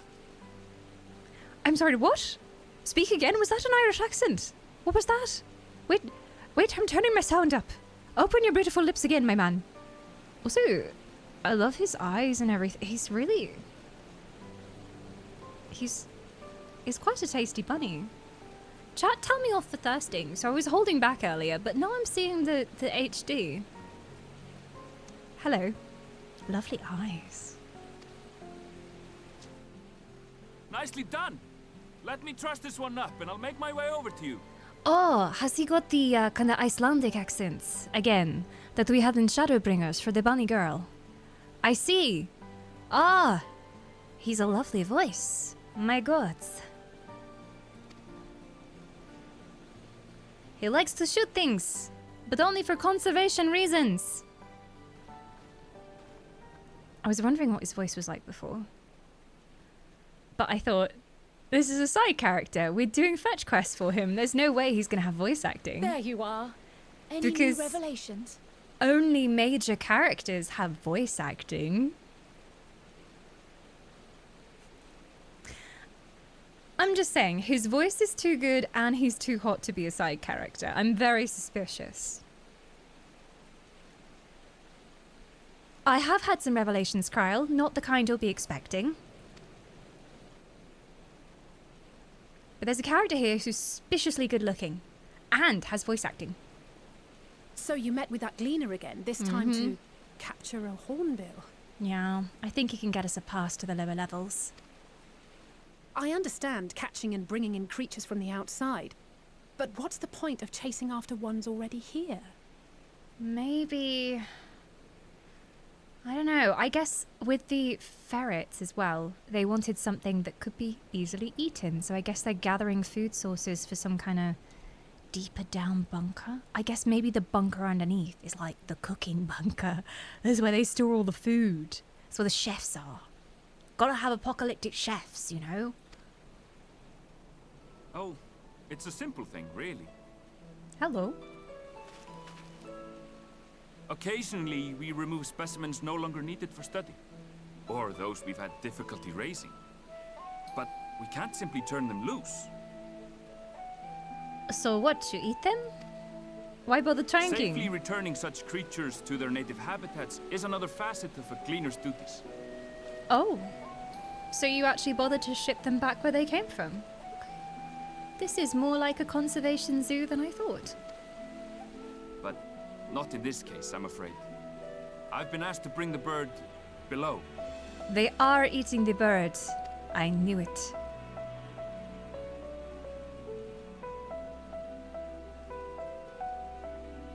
The restricted section in the lower levels of Labyrinthos. Open only to a select few researchers handpicked by the Forum. The projects down there are the subject of rumor and hearsay. Forbidden magics. Advanced technologies that can never be allowed to fall into outside hands. Even Archons are not privy to the truth.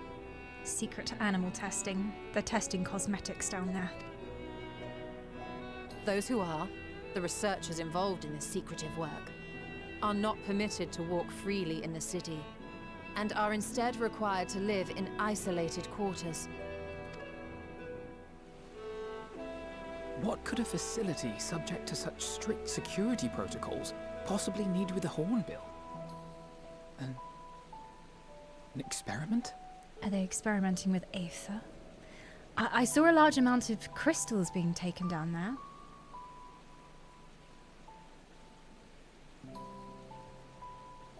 And given everything going on with etheric energy in the main story, it would make sense. I'm just saying. Experiments that require living targets. Possibly. I wasn't afforded an explanation. Don't you care about conservation? Aaronville? Do you not care? But judging by the requisition list given to me and my colleagues, I doubt it's for any kind of advanced research. I'd be more inclined to believe we were making preparations to migrate to the south. Mericidia or thereabouts. What? Why would you say that? Much of the flora and fauna we were asked to procure could serve as reliable sources of sustenance. They're comparatively hardy species too, able to endure harsh climates.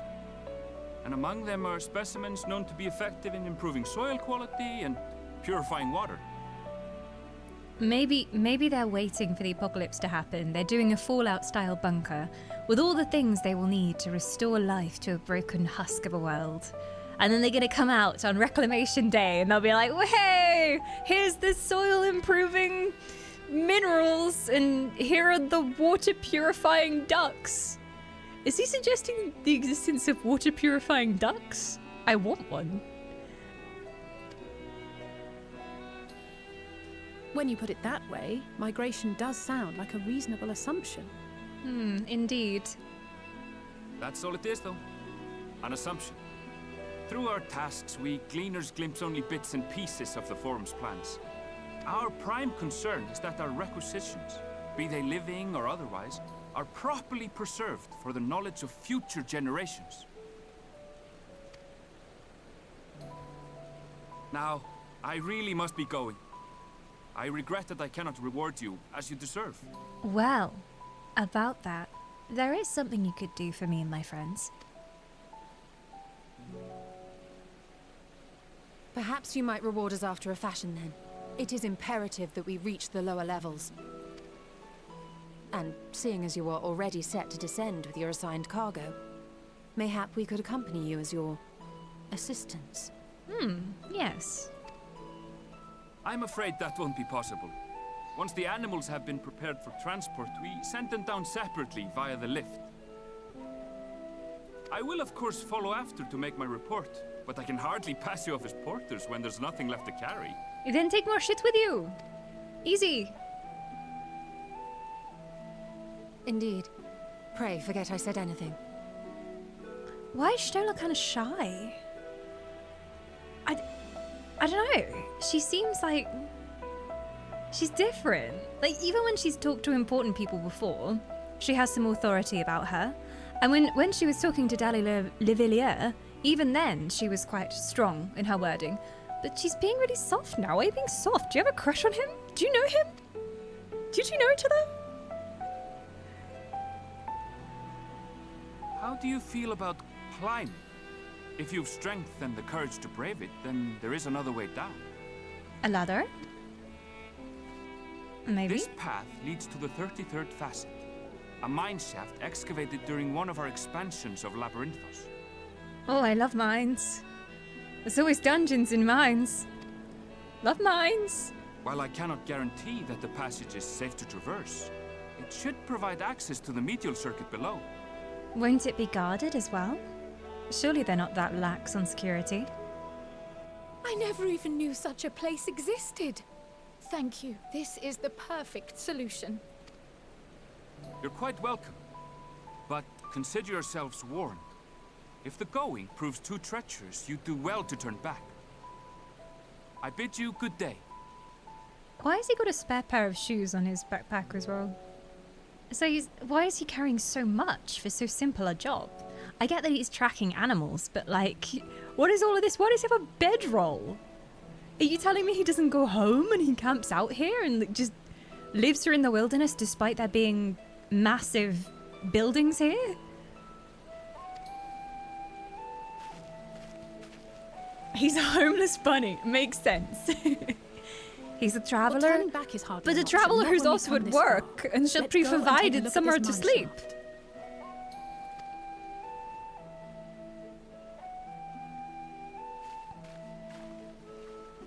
Okay.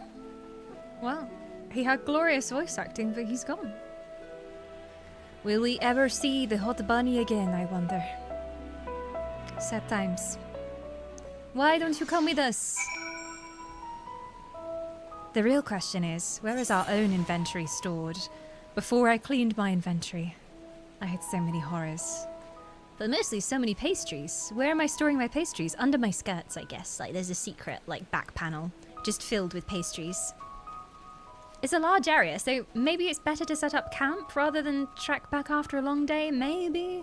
I guess if he's working with the wildlife as well, sometimes he has to camp out to track stuff. Track it down. Be one with the natural habitat. I'm surprised that he didn't talk like this. Like, over there we have the rare seedling with its phosphorant spores. I was expecting either like David Attenborough voice or, yeah, like some kind of, oh yeah, here, down under Charlayan, we have some fascinating species. So, yeah. I wasn't sure what accent to give him to begin with, but that completely surprised me. Oh, look at the Samantha seedling with its lovely tentacles. This is a fate that I'm not getting involved with because I happen to be a lazy shit. She keeps on walking and ignores the fate, the level sync button flashing, but she's got things to do, places to be. Hello? Are you a researcher? What's with all the hot bunnies down here? Like, have mercy. I love his hair as well. He's got lovely hair. Yeah, Steve Owen or David Attenborough. That's what I was expecting Erenville's voice to be. What is that? It's Manji. Oh. Okay, from afar. Look, I don't know if you can see how I saw this, but I saw the antlers as arms going. And I thought there was like a weird Spriggan thing. From afar, it really looked like there was a weird, like, almost PT style wavy arm Spriggan monstrosity. But don't worry, it's just a Lalafell on a reindeer. No one panic. Everything's fine. Yeah, Lalas are terrifying. They scare me so much. Hello. This must be it. The entrance to the mine shaft. 'Tis faint, but I hear something moving within. Creatures homed there by the researchers, you think? Well, slavering beasts aside, we'll need to watch our footing. We should tighten our straps and such before we continue. I'm being given a gear coffer as well. They keep feeding me gear coffers. We're only a few quests in, but there's so many gear coffers. What is this one? Ooh. A Gargasian circlet of casting. Fancy. Does it look good? It does not stat good. Kinda look good. Kinda cool.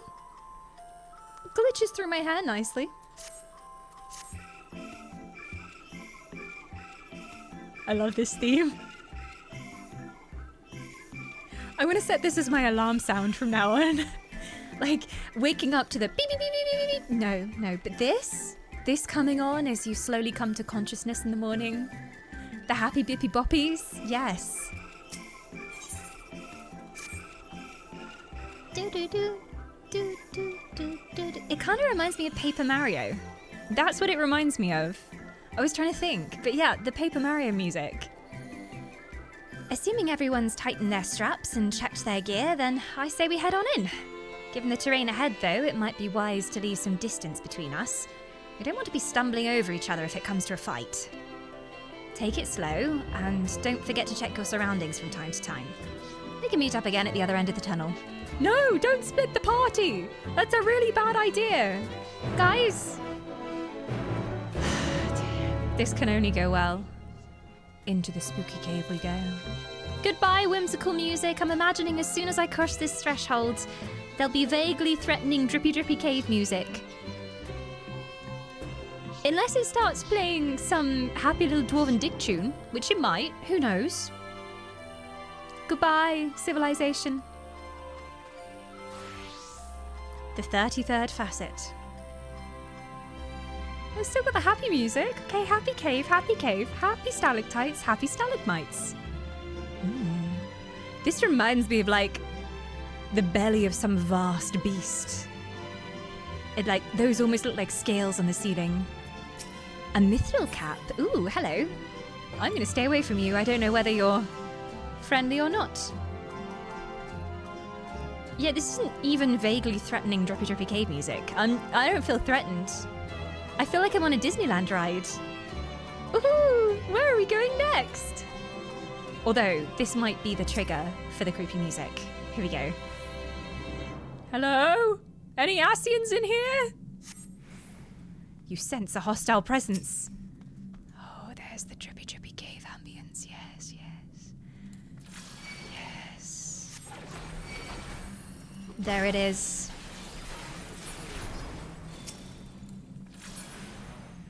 Oh, everything's already dead. We're pulling extra. We're overachievers. Don't mind me. Oh wait. Okay, no, I bound it to... Yes, there we go. Boom. And there was only silence. And the faint tippy-tappy of some lovely music. I thought it had stopped. Oh, yay, more whimsy. Okay. Dun dun dun dun dun. Dun, dun, dun. I don't know where I'm going. I could end up trapped in here for all time, hearing only my own strangled cries against the walls of these vast caverns. But it's okay, because the music is really nice. So I'll just stay here forever. I don't care if I starve to death. Can you imagine starving to death with this music as the backing track? Lost in the vast cave system and just... Oh look, an ether current. Wow. New year, new expansion, new me. I'm gonna click the minty air. Wow, I feel like a changed person.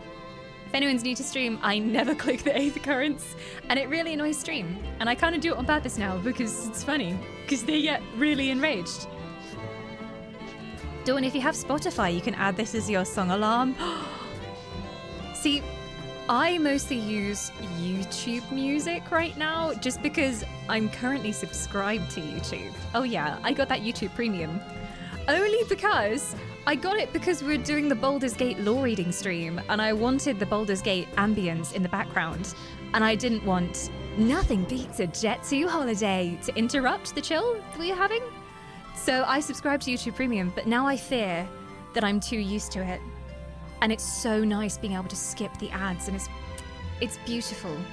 Like even when I go and check my own VODs on the VOD channel, if I don't have premium, I have to watch ads on my own channel to check the video is okay. So it's tempting to keep it, but it's so expensive.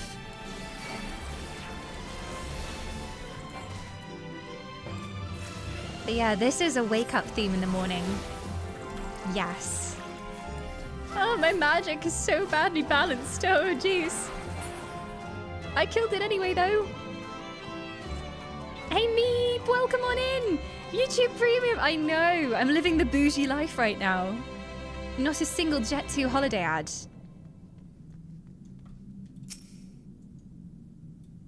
Once again, the music's gone. They're really playing with my emotions here, aren't they? Like, am I gonna die or is it gonna be a fun little time? I don't know. It could be either. Okay, I guess we are alone now.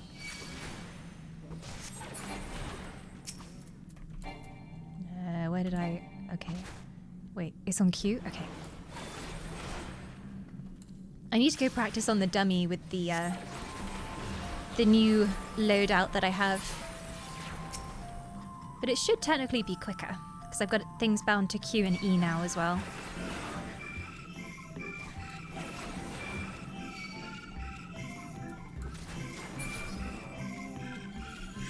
Why am I overcome with the urge to do a bad recorder version of this song? You know, like the Jurassic Park theme song, badly played on the kazoo? I want to do this theme, but like deliberately out of tune on a recorder. And then record it for a Twitch alert. No, no, no, no, no, no, no, no, no. Yeah. Let's do it. Let's do it. Yes, bad recorder version, exactly. We have the bad Baldur's Gate kazoo for when we're in the Sword Coast, so we deserve something for when we're in Final Fantasy. I'm gonna avoid this mushroom. I'm not fighting with you.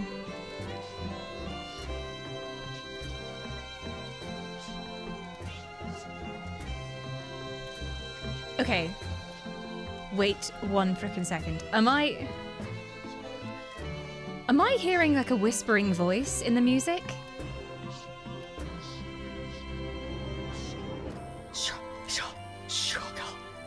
I thought it was just steam puffs to start with, but it seems like a voice whispering aggressively.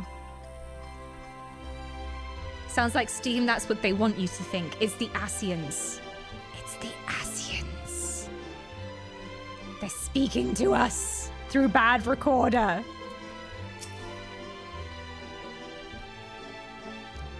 Fine, stay ignorant of the whisperings of the Asians. I think it was a mob moving, actually. Do they have little steam gusts? Everyone seems to have made it through without incident. Nothing of consequence, at least. And, as promised, the tunnel has delivered us into the medial circuit. Doesn't look that much different. As I recall, this tier is where they keep a wide variety of samples for agricultural production. If Erenville's assumption holds true, that specimens are being collected in preparation for a great migration, then we should seek evidence of such plans in the area's research projects. Let's follow the path to the nearest farming facility and see what's inside. There's a bush moving over there. There's a giant bush. We need to get Dawn an automaton. Yes! I would love that. Do you realize how much power you'd be bestowing giving me an automaton? Bushies! Hello, bush friend. Are you friendly? Ah! Please don't hurt me! No, leave me alone. No. Stop it. I thought you were cute. I don't want to kill you. No. Why can't we be friends? Ah. It does mud bath. Oh. This kind of sadly dissolves when you kill it. Well, now I feel bad. You can have one as a little mount, though. Look at that. Perfect size for a Lalafell. I wonder how big mine would be. Mine would be huge. I'd be all the way up here riding a giant bush.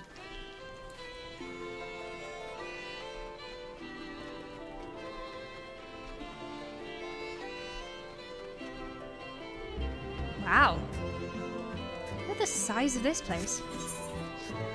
I don't think I'm supposed to go this way, but I want to go in here. Will they let me in?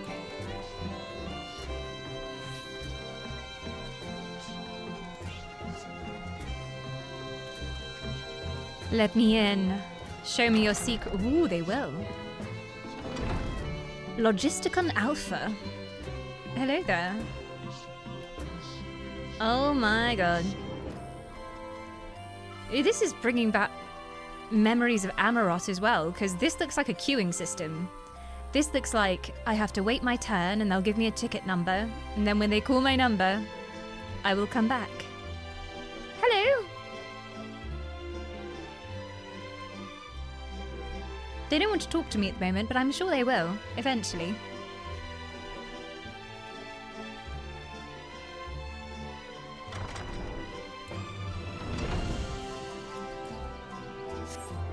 They're about as officious as all of the Amaratinis were. Same obsession with cataloguing everything and systems and all of that. They would get on so well. We should introduce them. I guess all the Amaratinis are dead, so that's not exactly going to work out. But, you know, they'd be best friends if they could exist within the same time. Hello there. Ooh, an orchard.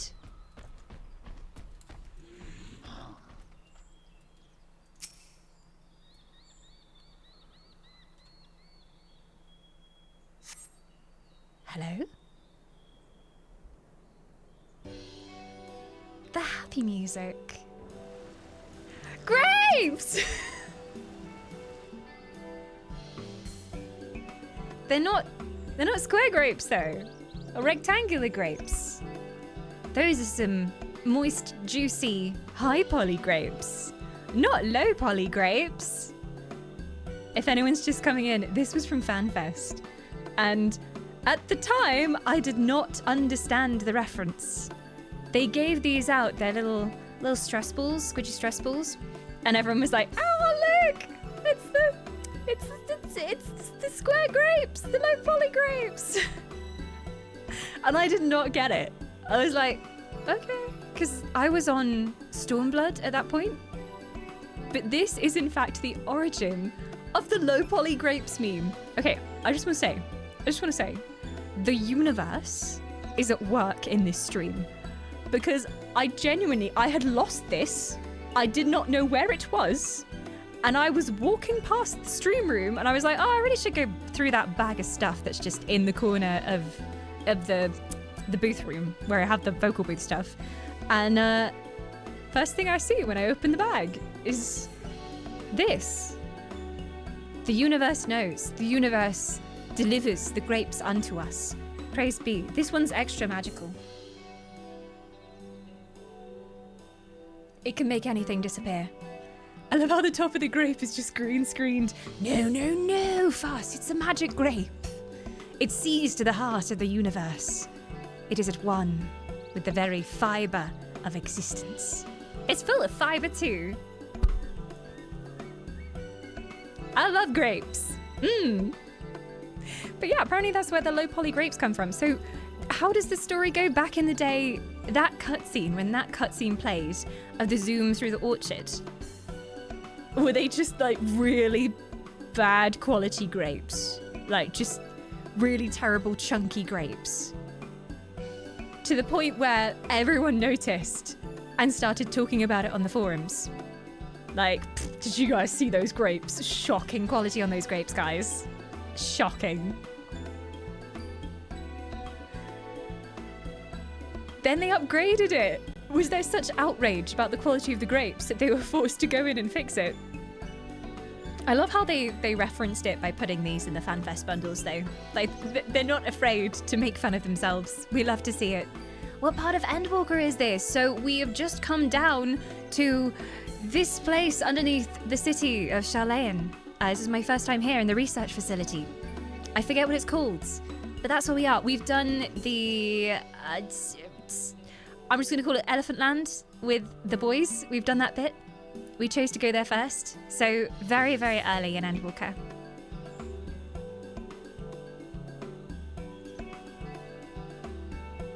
The story, if I'm remembering correctly, is that they overestimated how much memory the assets on the zone consumed, and then they slightly undercooked the group's model. Beautiful. Beautiful. Ah, now I know where we are. This is Merial Agronomics.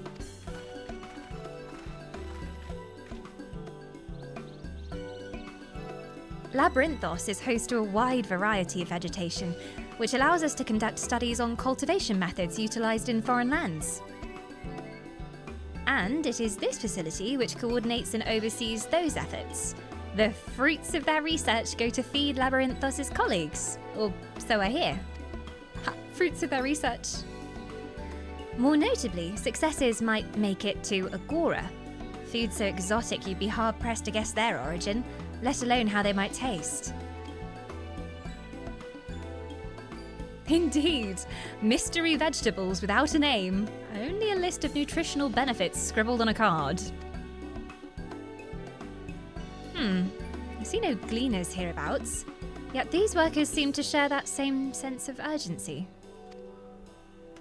Yeah, they're not really into taste in Charlayan. It's more about the nutritional value. What is the nutritional value of a square grape, I wonder? Delicious. 'Tis possible they know something of the forum's plans and their underlying motivations. Worth looking into, wouldn't you say? See what you can coax from the workers. The rest of us will do the same, or cast about for useful clues.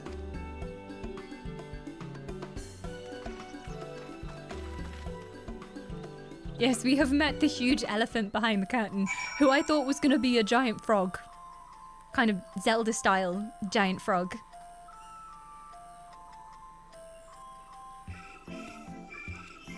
Hey, Obi, welcome back! Where is the grape reference from? I hear people like grapes. Wait, where is that from? Where is that from? It might be too dated for a 21,009-year-old elf, even. Oh, pumpkins! I think I'd choose to work here if I could choose to work anywhere in this place. Bit of farming, bit of Stardew Valleying. Hello, Deloys. The gourds we grow here are something of an agricultural wonder. We crossbred varieties from all across the realm to create pumpkins that are sweet, sizable, and rich in nutrients.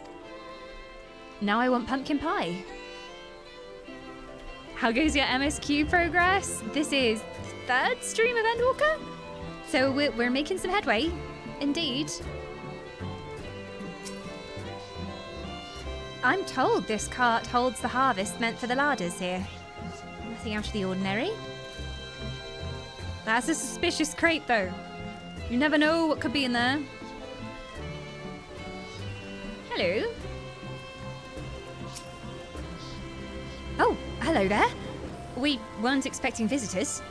Not with use of the lift being restricted. How did you make it down here anyway? Crime. The mine shaft, you say? Well, you're a much hardier soul than I. There were just these tiny little insects in there. It wasn't bad. Under normal circumstances, I'd reward such tenacity with a guided tour of the fields, but I'm afraid the forum has us filling order lists a mile long. Massive yet detailed requests. Literal wagon loads of crop samples and hardly any time to put them together. When I first heard of this grand reorganisation, I assumed we'd be shuffling around old stock to make room for the new. Then came the orders for ridiculous quantities of seeds we'd already thoroughly researched. Ah, but they know that those ones are reliable, and those ones will see them through to the end of days, that's why. They're ordering the best ones, the ones that can survive. Also, interesting what they said about it being maybe suggesting like a southern climate. What does that mean? Do they know the north of the world is going to be destroyed and then they'll be resettling in the south? Or once the Ascians set everything on fire, maybe global warming will happen, so they're preparing for a warmer climate to grow their seeds in. Passing strange, eh? I pressed for an explanation and was met with vague assurances that all would be revealed in due course. Not the most satisfying answer. All will be revealed. Or will it? Oh, it's not often you meet someone here who so obviously doesn't belong. Can I help you with something? Do I not look like a farmer? Look at me. The earth of the fields is about my uwu robe. How do you not recognize a fellow agriculture enthusiast? Oh yeah, you mow that, you get that ready. It's almost spring, so you best get the spring crops ready. Harvest those. What crops are we raising? Well, as you can see, this one is a variety of grape. You know, it's still quite square, I will say. It's still quite square. Like, I can see the edges of it, and then it's got the grape texture slapped on it. That is still a very rectangular grape, I must say. Of all the grapes I have seen. Only needs a good source of sunlight to grow, and the conditions here are nothing short of perfect. Hardly surprising, given that it's a native to a particular locale in the very place upon which Labyrinthos was modelled, a region in the south of Ilsabard. Oh yeah? Wait, say that again? Native to a region in the south of Ilsabard. Okay.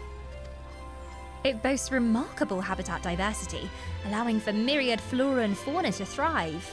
Chilly peaks in the north give way to swathes of temperate plains, which in turn transition into a hot, humid coastline.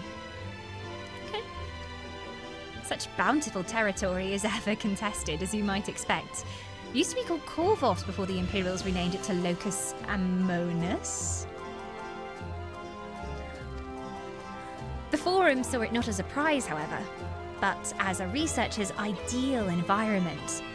One whose climates we strove to recreate within the confines of Labyrinthos. It's since provided a rich foundation for countless experiments in cultivation. What if they're working with the Empire, right? And the Empire are like, right, we're gonna destroy the rest of the world, and you're gonna help us, and as a prize, you get this land that you've always hungered for, to grow your perfect grapes. I don't know if growing perfect grapes is motivation enough to betray the rest of civilization, though. Depends how much you like wine. There's money in it, I tell you. But is there money in it if the rest of civilization has been destroyed? I guess you really just have to like grapes. I'll add it to my theory list. Interesting. Hello. Why are you, are you gently massaging the grapes there? Adds to the flavour. Yes, keep it up. Keep up the good work. So many strange researchers here. Look at them. Weirdos. What's this one doing? Oh, I genuinely thought you were pissing on the pumpkins then. Like, from over here, it didn't look good, let's just say. It did not look good. But adding some beautiful water to the crop, I see. Yes, lovely. Right, who else has clues for me? Alphino's over here, up to no good as usual.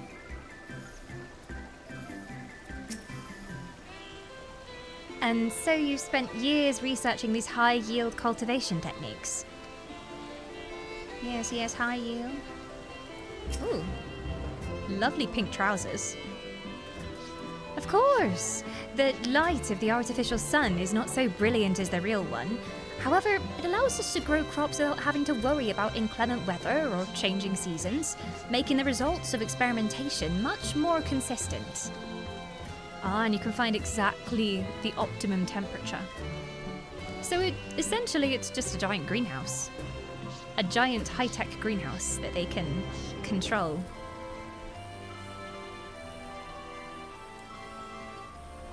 Anyone else got any other info around here? Must be someone over here. Oh, Cryle's staring at the pumpkins. A field full of ripe vegetables being left to rot on the vine. Not a single picker hard at work. Clearly procuring readily available fresh food is not the forum's priority. Yeah, why would they let them rot? Because that was my other theory, like, oh, they're stockpiling food down there.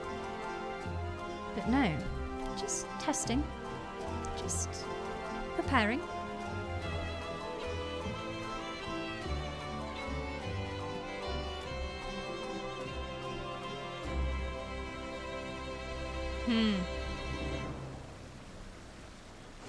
I want to go in the water wheel.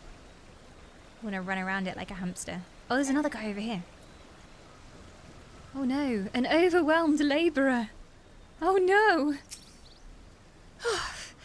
Do I have aught to be taken down below? More than I can carry, and then some. Most of our stock is sent off via cargo lift, but some has been earmarked for aerial transport, hence the stack of crates atop the hill over there. God, hauling the lot up that slope was a job and a half. Can't they do that with machines at this point? They're that advanced. They could just get a machine to carry everything. They could make drones. Why are they making these people do the work? Look, here's a machine. Surely they can just get those little thingies to pick all the grapes. All the crates. A stray tomato. The tomatoes have escaped. Wait.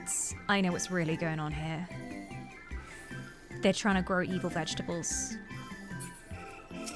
They're trying to grow an army of evil vegetables. To fight the Empire with.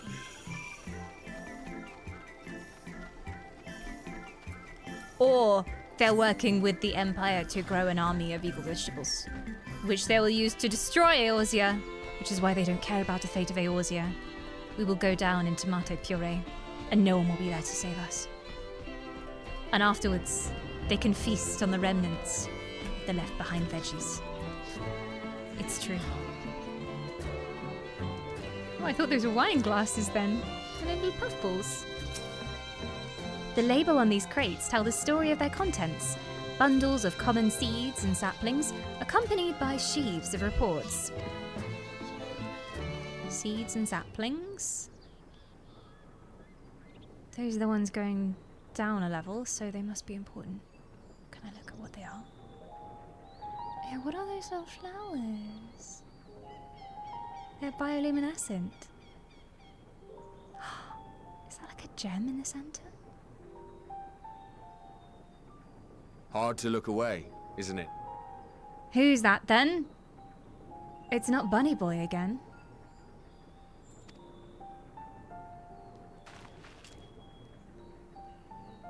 But they're more than pretty flowers.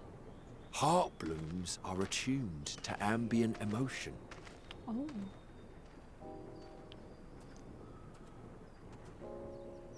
So if I get angry, will the flowers turn red?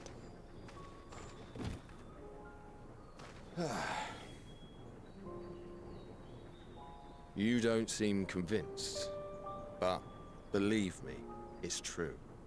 Okay, so if I start thinking about Fan Daniel and how much I want to slap him, they'll go like a dark, blackened void. Or maybe bright tomato red, yeah. But if I think of the end of Shadowbringers, they'll go a deep blue. We should test this theory. This ashen grey, for instance, it mirrors the anxiety and urgency of those working nearby as they rush to fulfill sudden orders. Okay. Intense feelings like those spur the petals to change colour. Bright glowing hues in the presence of joy. Dark subdued shades for frustration or despair. My immediate thought is how romantic it would be if you gave these flowers to someone and they turned the colour of love and you were like, I have so many feelings for you.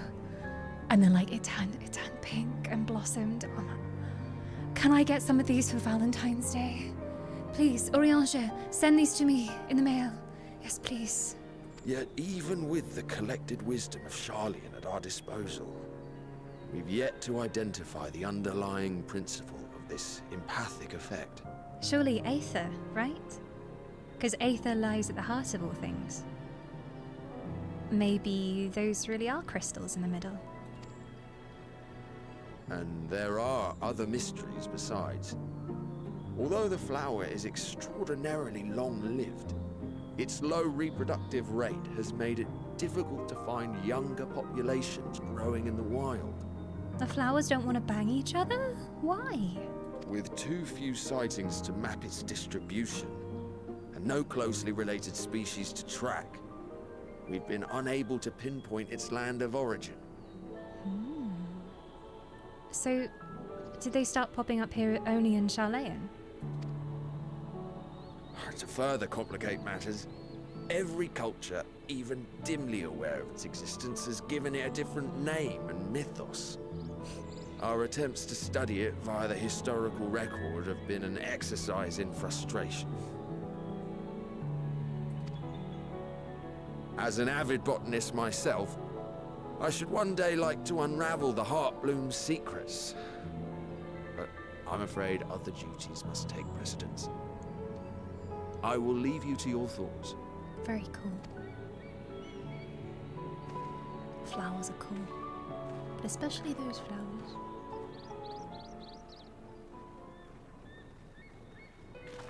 Oh, the flowers are going to go rainbow now.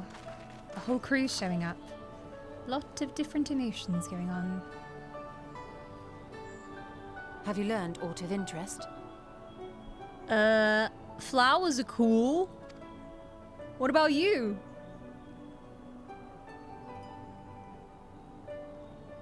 A flower that reacts to one's feelings? Strange. I must say, I have never heard of such a thing. Well, now you've seen such a thing.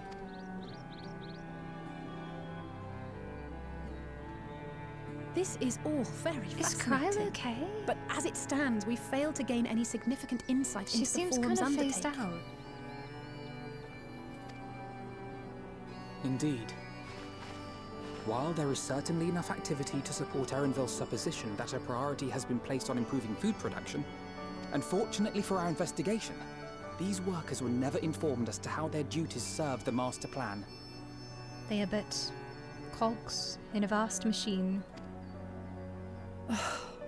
If only we could interrogate the forum members directly. You should go talk to your dad. Just march up to him, slap in the face, and be like, Father, I won't take this anymore. Maybe that's what he's waiting for. Maybe he's waiting for them to show some backbone, you know? Probably get thrown into the sea, but still, worth a try.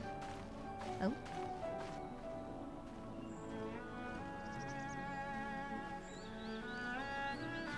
Isn't that the entrance to the arcade? Who's going in? Bunny boy.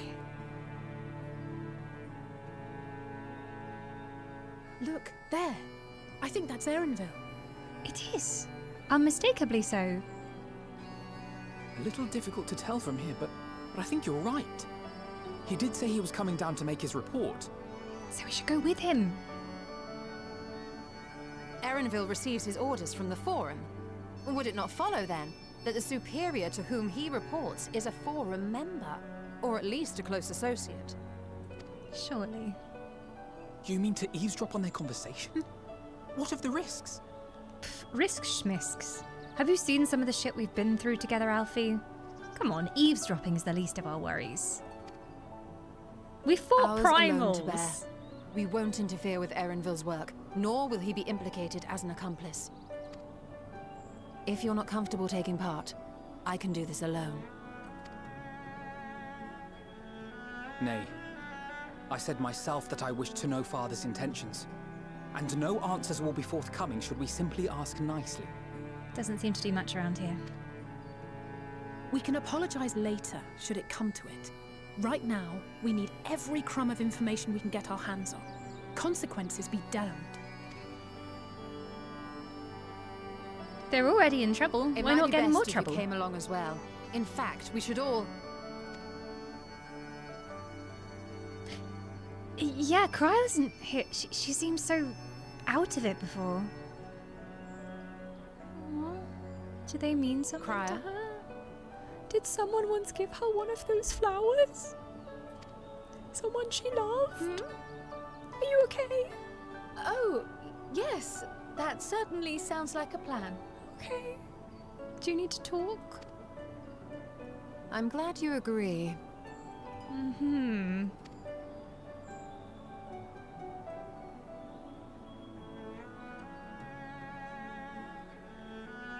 Quickly! Erenville is on the move. We need to get closer before we lose him. The hunter becomes the hunted. We're hunting wabbits. Let's be sneaky about it. Almost. I can almost reach you.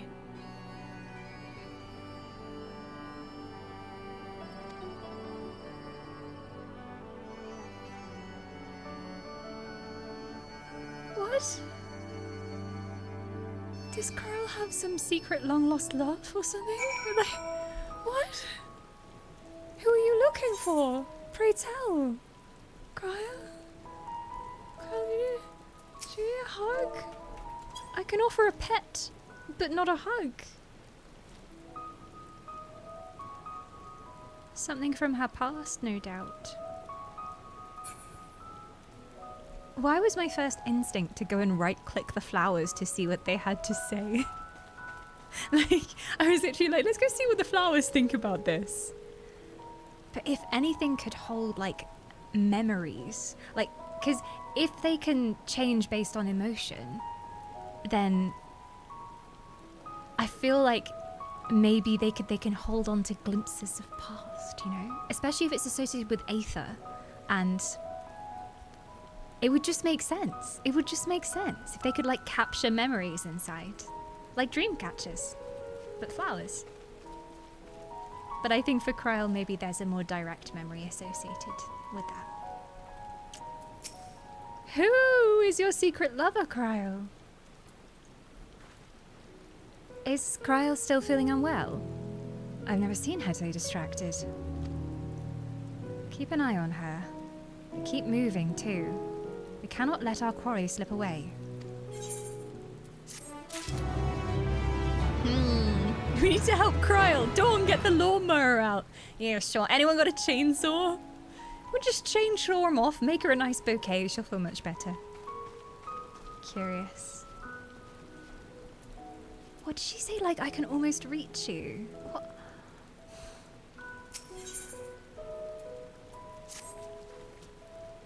Of all the things I was expecting from this story, I did not expect Kryl emotional damage. Erenville was headed westwards along the path outside of Archeon. Come, we can still catch him.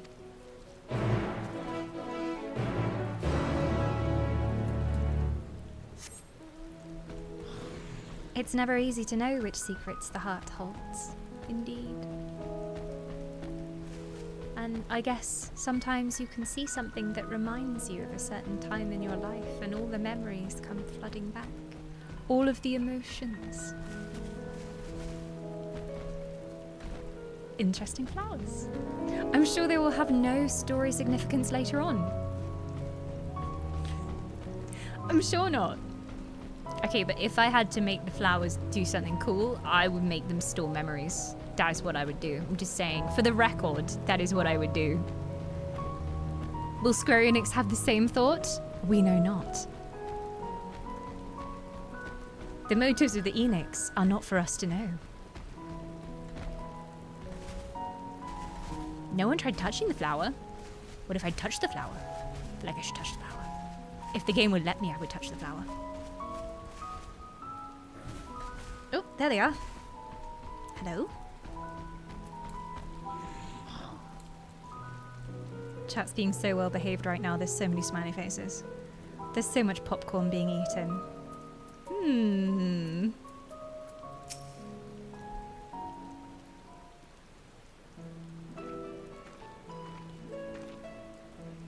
Hold a moment. I have an idea.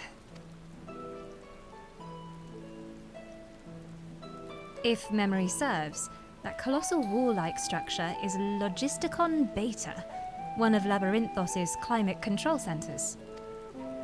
It should have its own lifts, with which one could access the upper and lower tiers. Aye, if I were an agent of the Forum, it would make for a convenient meeting place. But even if we happen to find Erenville in the company of said agent, we cannot expect them to reveal issues of importance as we nonchalantly stroll past. Nay, we shall have to remain undetected. If only Graha and his vanish spell were here. If only! Someone go fetch him. Oh, but there are other ways of turning invisible. Can you turn us into a bush? Can we become one giant bush? Make me into a bush. Make him a bush, make him a bush. Hippity hop, my little toads. Yes! Oh goodness. What?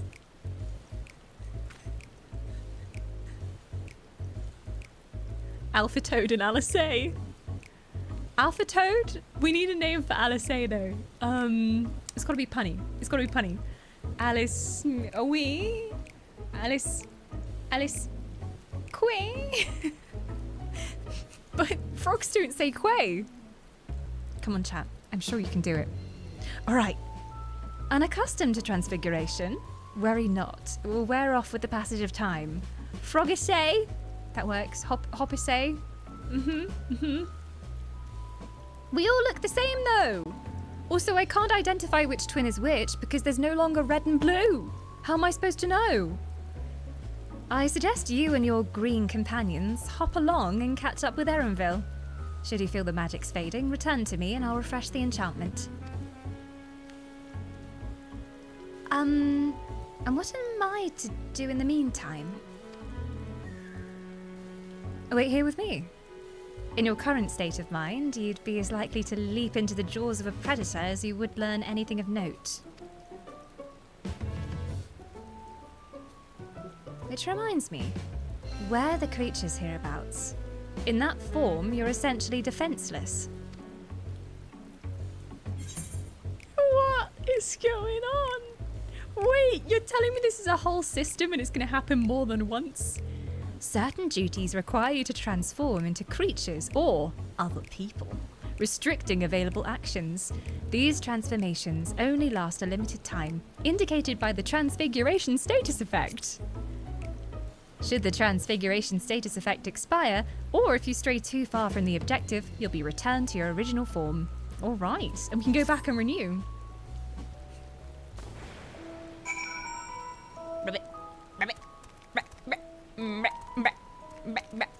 Come on, Hoppissay. We got work to do. I guess, can we? We can't talk, can we?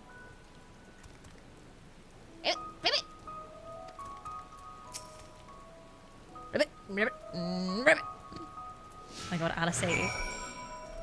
Probably would be a good frog, but Alphino would hate being turned into a frog. He can't talk everybody's ear off like usual. He can't rant about stuff and prove how clever he is all the time. It's just ribbit, ribbit, ribbit, ribbit, ribbit, ribbit, ribbit, ribbit, ribbit, ribbit, hoppy hop, hoppy hop. Check the names. Alphino and Alice. Nothing's changed with them. Yet. I can talk to them and they say ribbit.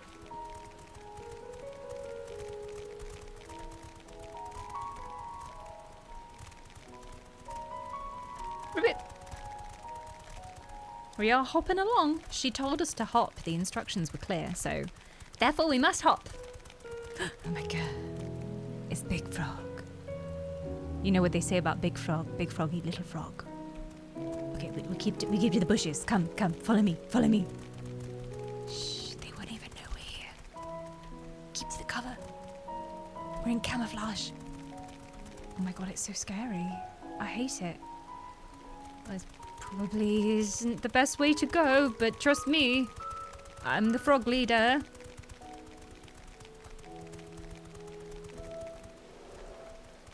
Oh god, I got scared. It's just a lamppost.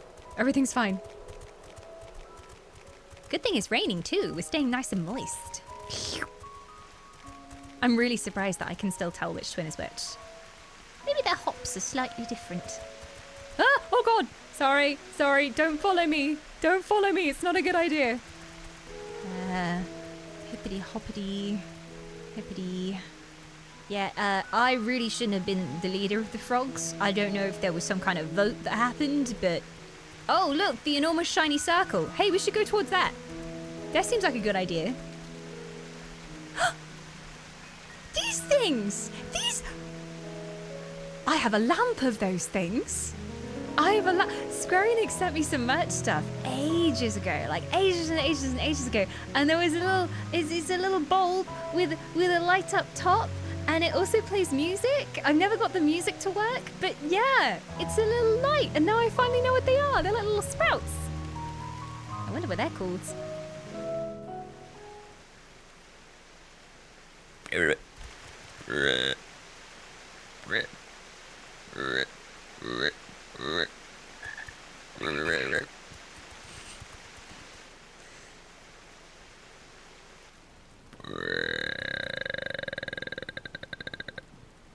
I trust you will find your compensation to be more than satisfactory. We wish to make clear that we are pleased with the efficiency and thoroughness of your work. Is he a secret agent?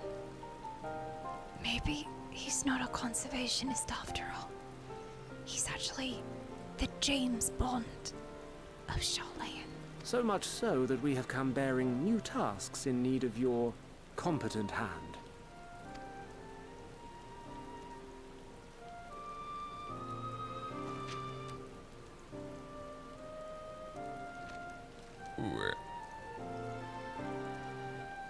Another lengthy list. Ah, a fetch quest again. Actually, I guess it's the worst job ever because it's just like constant fetch quests. Like, oh, get 5 of these pelicans and then come back. Okay, now 10 of these pigeons. If I may speak frankly, the Gleaners have been pushed to the point of collapse by your unending demands. We are not familiars to be exploited. We are Charlayan scholars and we deserve an explanation for this unseemly treatment. What warrants such urgency? Workers' rights, indeed.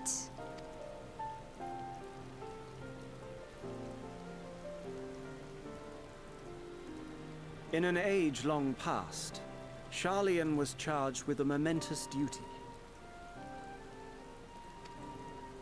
And now that word of the final days hangs heavy in the air, the time has come for us to fulfill that charge.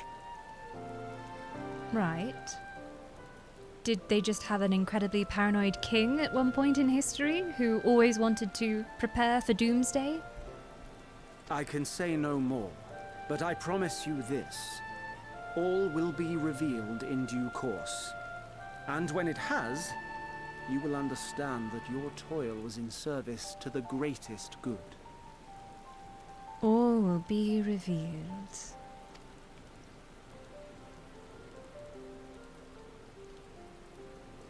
Then I will do your bidding.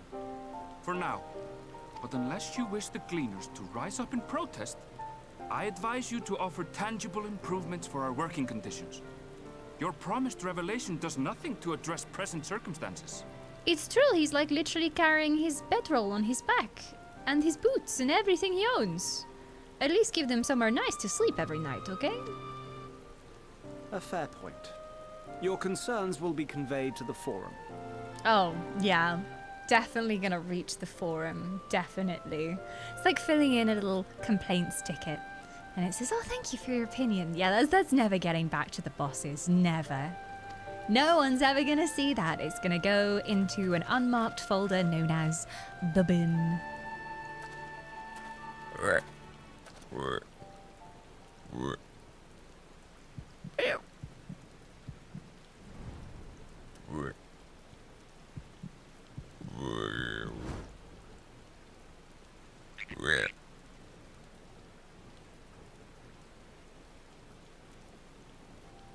I hope that was informative. You may consider my debt to you repaid in full Oh shit. I think we're scuppered. While I do have my reservations about the Forum, I want to believe that they have our best interests at heart. Fuck. Which is why I'm reassured that you're busy sniffing out the truth of things. We can ill afford to place all our eggs in one basket, this master plan of theirs, without first understanding the risks involved.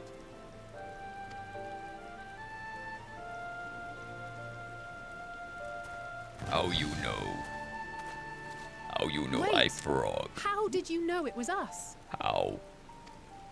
If you mean to impersonate a toad, try studying the real thing. That's how And frogs don't try to sound. fool an expert. God damn it. Busted! I guess, yeah, frogs are shy creatures. 3 of them standing in a row, just like... was hardly very subtle. We should have at least hid in the bush. Where the fuck is this incredible frog impression come from? It is my calling. Erenville calling out my frog impression. Like, it was flawless. Have you never seen a frog go? That's how frogs sound. At least a very depressed frog. Mm-hmm.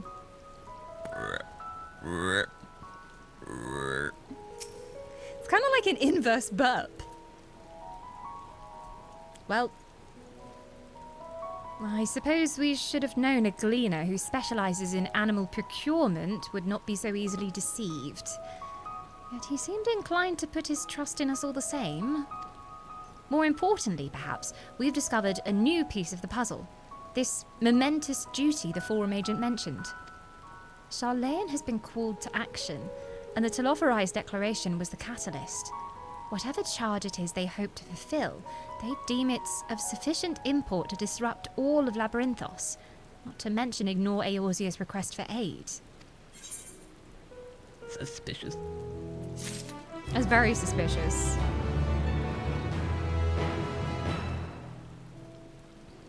But the way they're saying it, they're like, oh, we as Charlayans were told that we had to do this thing. Not that they decided themselves. I need my tinfoil hat. The aliens came down, right, from space, right? And the aliens said there will come a time when the world will be set aflame. And only you will keep civilization safe. Although we haven't seen any aliens yet, so...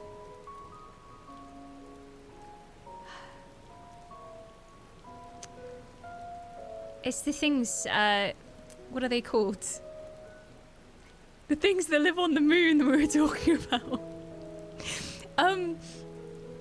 Oh, the clangers! It's the clangers. The clangers, right? The clangers that live on the moon, right?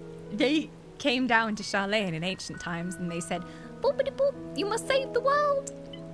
What noises do the clangers make? Like squeaks and stuff, I think? And so, it was. And then the clangers being so far away, they sent a space missive just now. Oh yeah, this is where we learn once again that half of chat doesn't know what the clangers are. The clangers was a children's TV show. I don't know when, in the 80s, 90s? About these little mice creatures that live on the moon and make adorable sounds. I don't know what the clangers did. There was some drama sometimes in the clangers, I think. But yeah, serious plot stuff, the clangers. Alice is staring off in the direction of Erenville. Are we going to the assembly? I want to go. Let's have our political cutscene. Another one for my bingo. Right in the middle of my bingo is long, boring political cutscene. So I'm just like, as soon as I see the forum ascending like that, I'm ready for my long, boring political cutscene. Okay. I know that Twitch wants to play an ad, so maybe we take a little break here, just to make sure that's out of the way. And I'll be right back in a second. You won't miss a thing. Enjoy the music.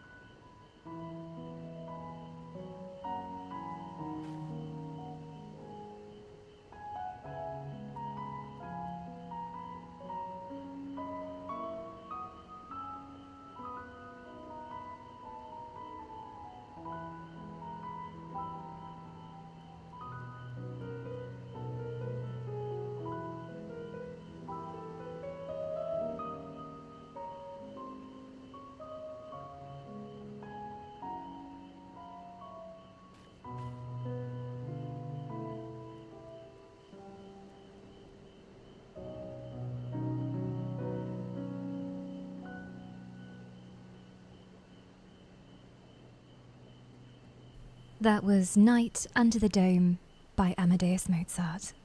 Thank you for tuning in today to Chill Classics. Oh, why hello there! I have returned! That nefarious ad should be out of the way and won't be interrupting any future cutscenes. I have returned! It seems like Alice is still lost in thought. Oh, I hate to interrupt your thinking, Alice. Hello? Hello? Also, there's a small creature who's going to interrupt. Twitch ads might not interrupt us for the next hour, but this thing certainly will. Who programmed this thing? Yeah. No eats. No eats. Come on. Come sit on my lap. No. No loitering on the mouse pad. Definitely no scratching the mouse pad. You are a terror. Yes, you're a danger to the universe. I did do some Chocobo coffee orders. We had a double sprig and espresso. I wasn't sure if you wanted cream, so I said yes. Chamomile, Charlet and Coke Light. They only had the 0 sugar one. I hope that's okay. Apple rose tea. Yeah, lovely, lovely fragrant apple rose tea. Lovely. I've actually got ginger lemon tea with fennel, I think. The other one I had was a sleepy tea. And I thought, with this music, if I have a sleepy tea, I will actually be nodding off live on stream. I'll just be like, oh, it's nice and Charlotte, isn't it? So this is a nice detox ginger tea. Glorious. Moogle likes it. Well, yeah. You're a cat. You're not supposed to want to drink tea. What is wrong with you? Even more evidence to support the theory that she is in fact a goblin in a fursuit. I'm collecting more and more over time. I would expose you eventually. Come sit on my lap. Yeah, did you see the frogs on screen, Mog? Is that what you're interested in? The froggies? Yeah. Alice is staring off in the direction Erenville departed in, a thoughtful look on her face. What is there that we don't know? What have they been hiding from you? I wonder if, like, growing up in the house of someone who is that important in the Council of Charlayan, if they know anything without even realizing it. If anything was just kind of said while they were in the corner and no one knew they were around, or they were too young to really understand it. I wonder if they know. Cat, come. I cannot see what Alice is saying. Come here. I don't want your butt on the screen. Thank you. What duty could warrant the direct involvement of the Forum and the commitment of all its resources? Judging by what we just heard, none of the Gleaners were offered any kind of explanation. At this point, it seems abundantly clear that we'll learn nothing new by pressing them further. We should head back to Stoller and Kryl for the moment, see what they make of this. I hope Kryl has snapped out of whatever trance she was in. She was gone. I've never seen her like that. She's always so with it. Like, she's always really switched on and witty, and I've never seen her just phase out completely like that. Very strange. I'm currently committing cannibalism. Gee, how could you? A grave sin, to be sure. There's still some frogs hanging around here as well.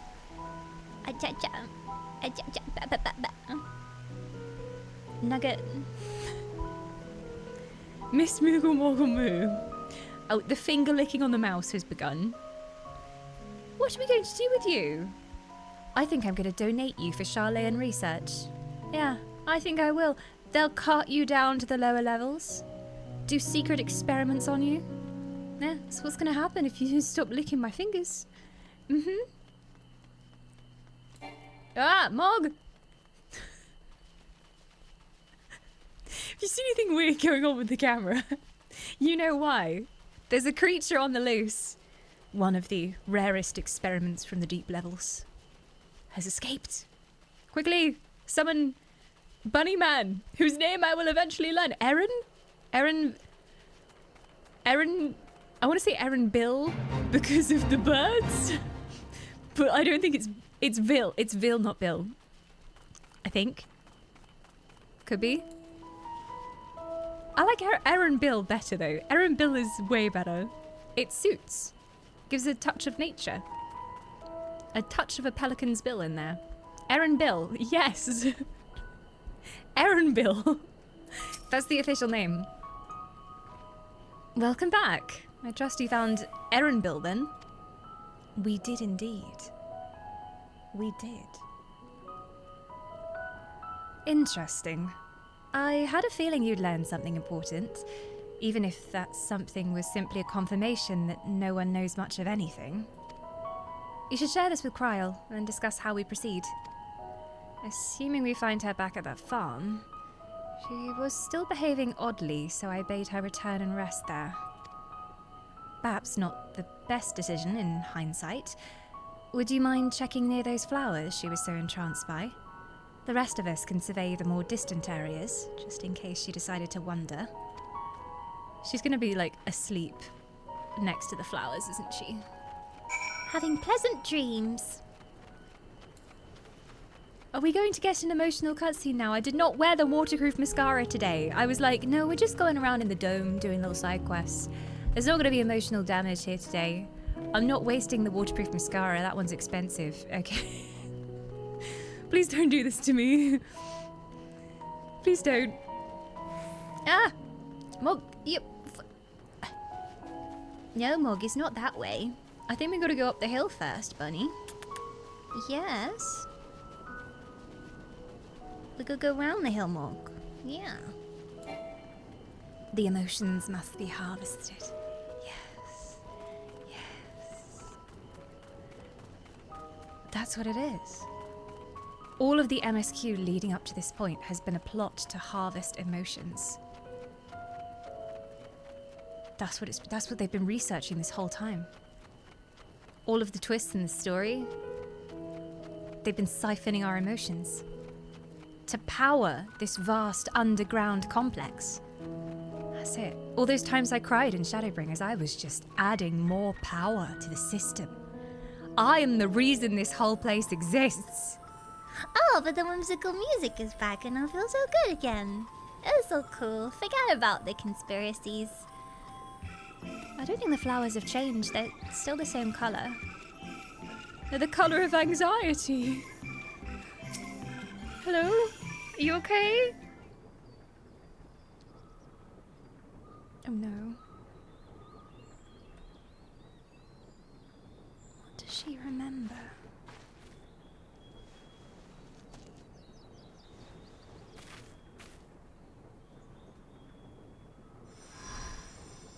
It is to do with Aether.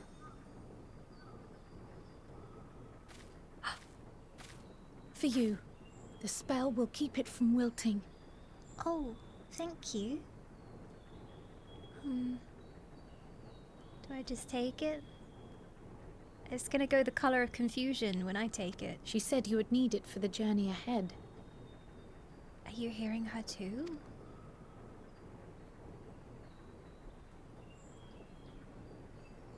Will you speak with her now?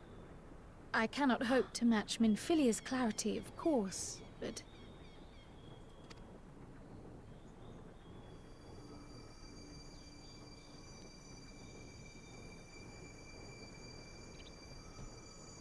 You're like a mini Filia. Been a long time since I've seen that. Do not worry. She has lent me her body for only a moment. I don't like that. That's wrong, hearing that voice coming out of our little Kryl, our little chirpy Kryl. Just as I could not save the first from the flood of light, it has become arduous for me to interact with the physical world without assistance. So all of those times where Kryl was gasping, it was Hydaelyn trying to break through. It was Kryl leaving Hydaelyn on red every single time. Though I might converse with you for a time, the incorporeal form I assumed on the ship would be incapable of casting even the simplest enchantment. It is in the depths of the ethereal sea the place to which all life returns, where my influence is greatest. After Minfilia's sacrifice on the first, it was to the sea, here in the Source, where I ferried her soul. I wished that gentle spirit to find rest in the world she loved so well. Her, and another who may yet have a part to play, though that will depend on you. Another? Take the flower. Walk free, for you are free to go where you wish, to believe what you will.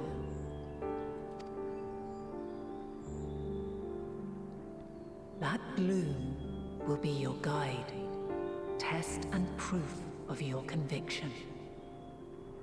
In darkness, seek joy. Surrender not to sadness, and see beyond despair. Walk free, and bear the light for others to follow. Do not give up hope. This is very Shadowbringers. Together, raise it aloft and let it shine, till the end, blinding and radiant. Till the end.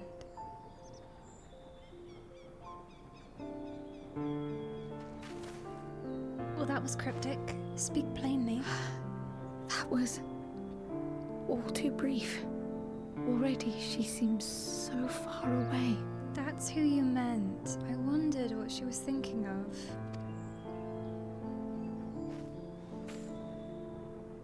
I forgot the connection ran so deeply with her. My apologies if I startled you. Ever since we began our descent into Labyrinthos, I had sensed another's will, straining to reach out. Even with my particular talents, though, I was unable to make a connection at first, so weak and tenuous it was. Once I took hold of that wispy thread, imagine my surprise to discover it was Heidelin herself. Needless to say, it seemed wise to learn what we could before letting go. Well, yeah. Not that she really told us much of substance. It was very vague. It's the kind of thing that someone says when they know what the future holds, but they can't tell you, lest fate be rewritten. They can't let you in on what's going to happen. Otherwise, the future would be changed. Her answers were more cryptic than I would have liked. Yes. But at least she left us with a guide of sorts. That unusual flower. Indeed. Also, I feel like you need to see what's going on during this cutscene. Do you like Cryo? Yeah, and you like listening to Heidelin, don't you? She loves Heidelin.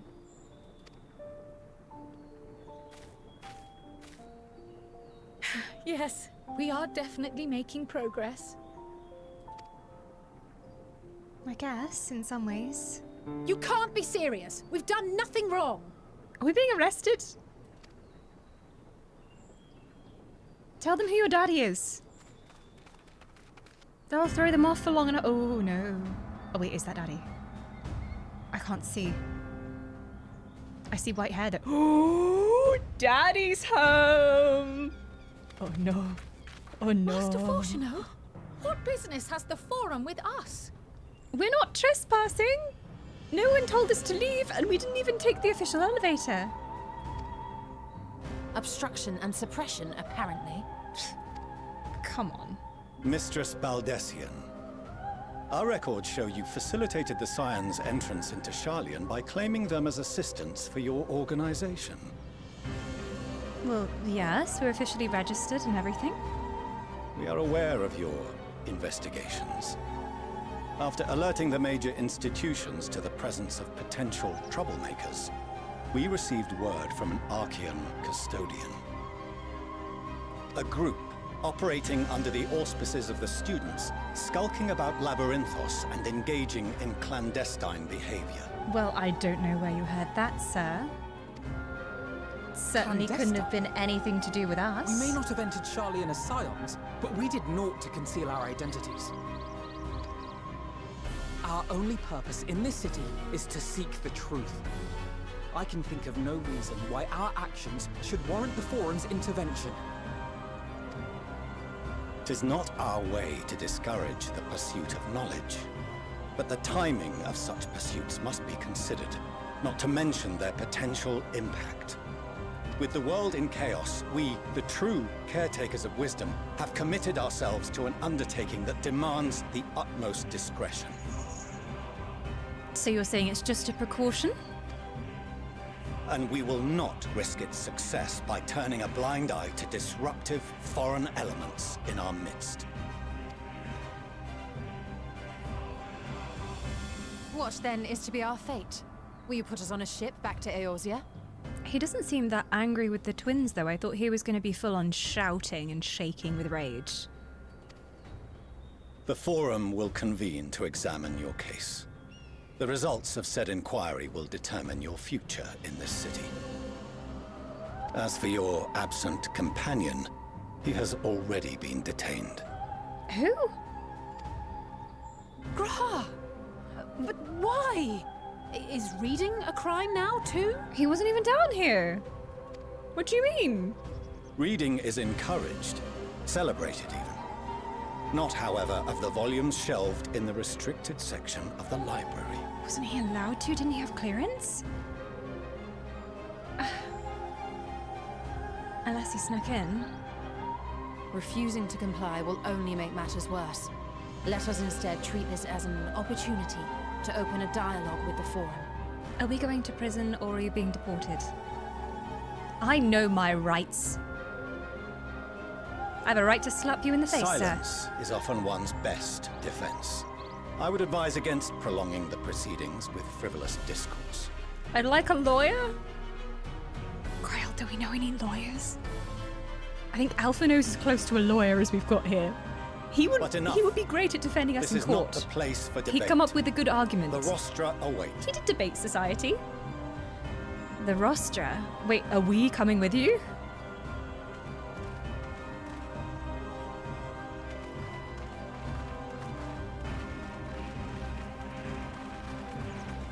Look at their funny hats.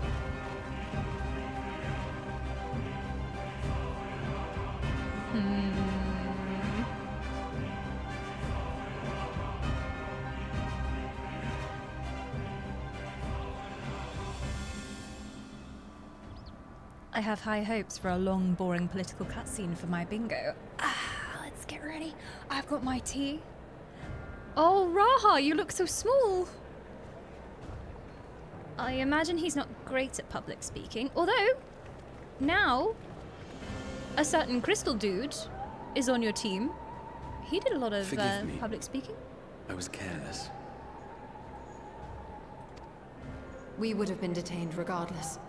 This way, at least, we managed to stay together. I trust your time within the Forbidden Archives was well spent.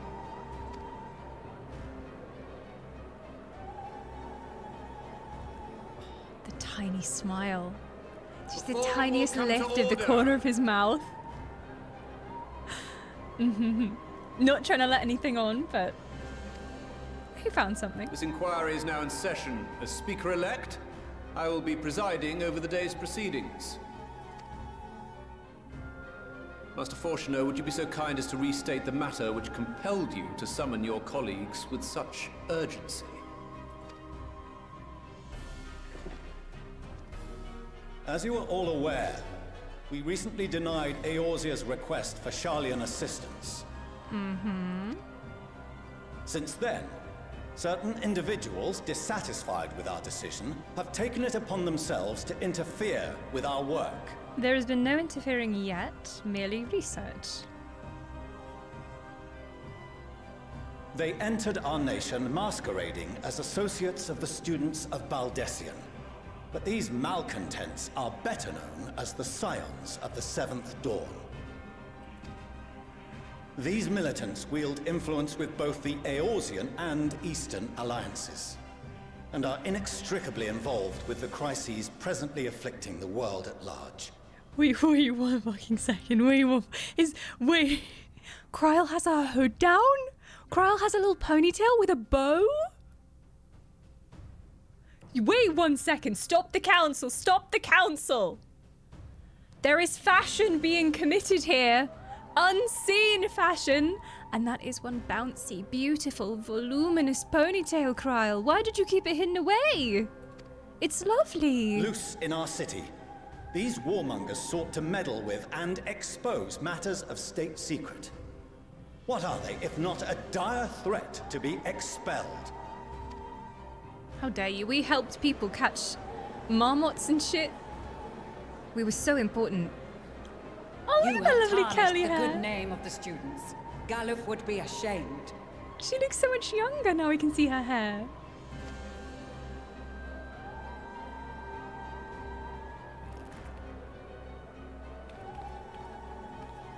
Galuf Beldessian was never one to forsake his fellow man. You tell them. Even if this nation closed every door and retreated from the world, he would have found a way to help the Scions, help every soul of this star fight back against the coming doom.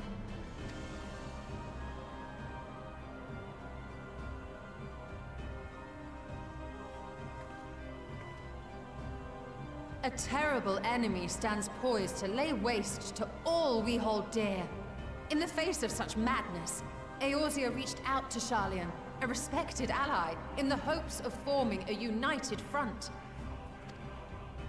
Was your curt dismissal truly the best you could offer?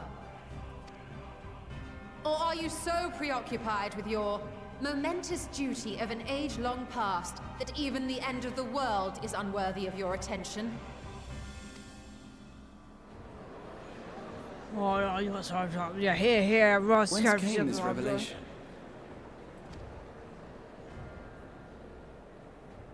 From the mouth of a forum member within fortuitous earshot. Maybe Raha has the other half Then it of seems this your information. findings support my own. Yes, maybe he knows why. Or who gave that order.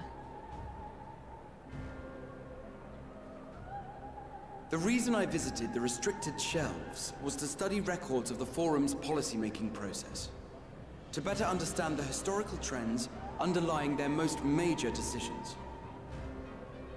At first glance, the positions of neutrality in war and the accumulation of knowledge above all else appear constant and consistent, the unchanging pillars of Sharlayan society. And once upon a time, I might have left it at that. These days, however, I am more attuned to the subtleties of governance, and so I noticed something odd. Was there a particular date where it started?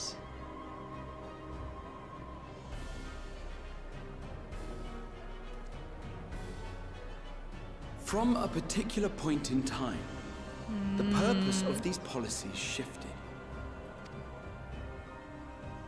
No longer was knowledge preserved for the benefit of society. Rather, society was to be gradually reshaped to ensure the preservation of knowledge.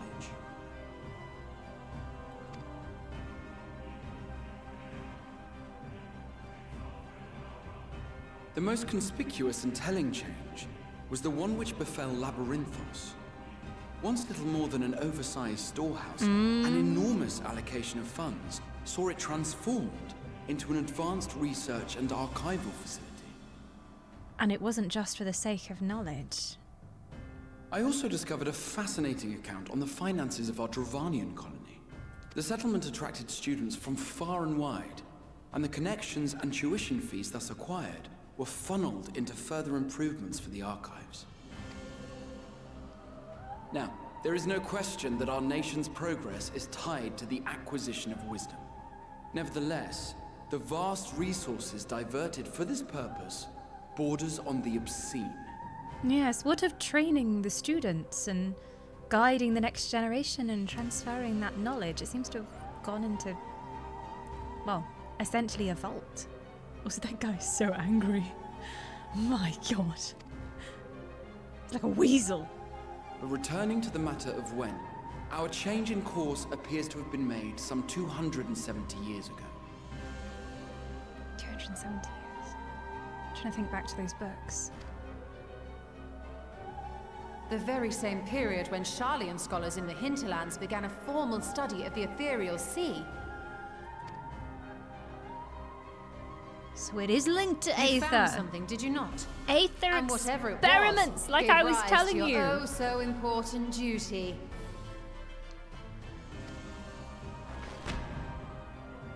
Mind your tongue, Archon. If you had seen...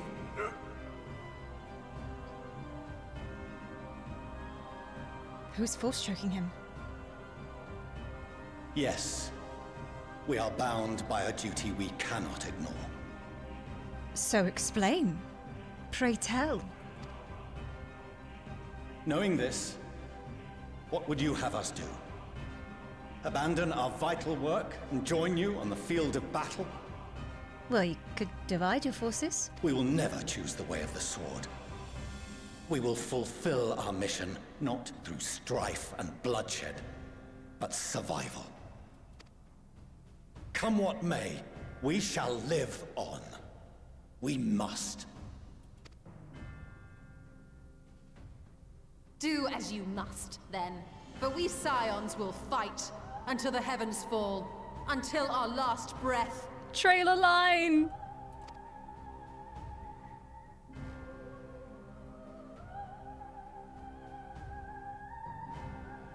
Such misguided zeal.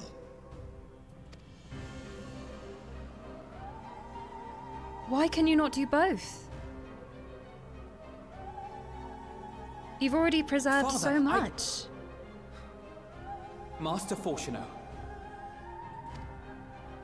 I fail to understand the stance you have elected to take. But by the same token, I have yet to find a compelling argument to counter the challenge you put to us in Gridania. Still, in the midst of my uncertainty, I must trust in myself to do what is right, as others have chosen to trust in me. We can't abandon them. So I will continue, as I always have, weighing the consequences of my every action, and allowing my hope for the future to inform my decisions. That's quite enough. Have you all forgotten the reason for this assembly? Monty Chagny? Skolok Monteshane. Oh, He's the head of the studio and an old friend of my grandfather's. Of course, yes. I speak French, yes. Honestly, every discussion devolves into some interminable debate. Terrible habit. Let's return to the topic at hand, hmm? This guy seems reasonable, and perhaps he can actually explain. By their own admission, these Scions have resolved to fight alongside the Eorzean nations against the doom which swift approaches. But there exists no evidence of an attempt to incite our citizens to do the same. Furthermore, while our decision may well have been the correct one, we cannot simply bull our way through these disagreements without inviting doubts or objections. Indeed. Are we complacent yes men in this room? The answer is probably yes, but still, we must have the pretense of debate. Put yourselves in their place. Who among you would leave a tome unopened if an elder forbid you read it with no reason given? That's true. I hate secrets. No. If we're to quell further discontent, then we must conclude this matter with a fair and even hand. Thanks, Grandad.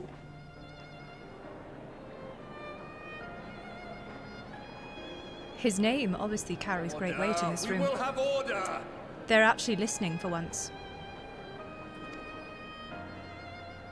Master Monteshane raises some valid points. Keeping such concerns in mind, I propose we enforce the following measures.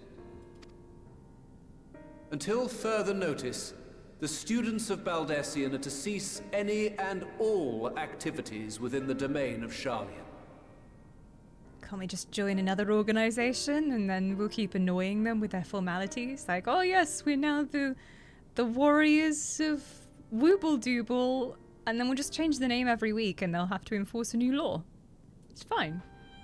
You will also refrain from any further investigation into the Forum's decisions and duties. Failure to comply with these restrictions will result in the immediate expulsion of your Scion associates. Let us put this judgment to a vote. All in favor, raise your hand. Oh, are we voting? So, 1 second.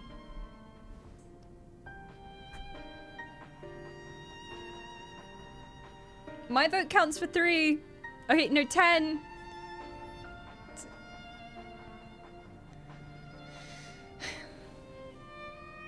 I count 51 They're all just copying for each other. They call and this 48 democracy. Against. The proposal is passed. Fine.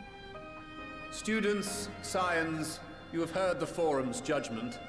Pray abide by it, or face the consequences. I really like these moments because I'm sat here thinking, how can we possibly continue Endwalker now? Because we're not supposed to be here. It's illegal for us to be here now. So how do expansion? Unless something's going to happen where they need us. That's the only way I can see this moving forward now. You'll beg for our help soon enough. Honored members, I thank you for your time. This inquiry is concluded.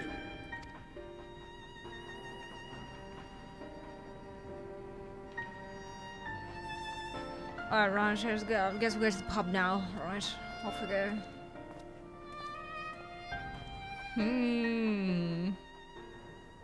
Interesting.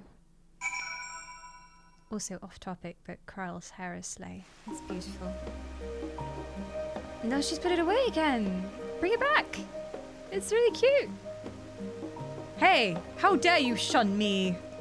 How dare you? Also, I'm very intimidatingly tall, so yeah. Pick on someone your own size, eh? Small and insipid like yourself, is what I mean. You want some? Well, that's it. Endwalker's over. We've got to go home now. We're not allowed here.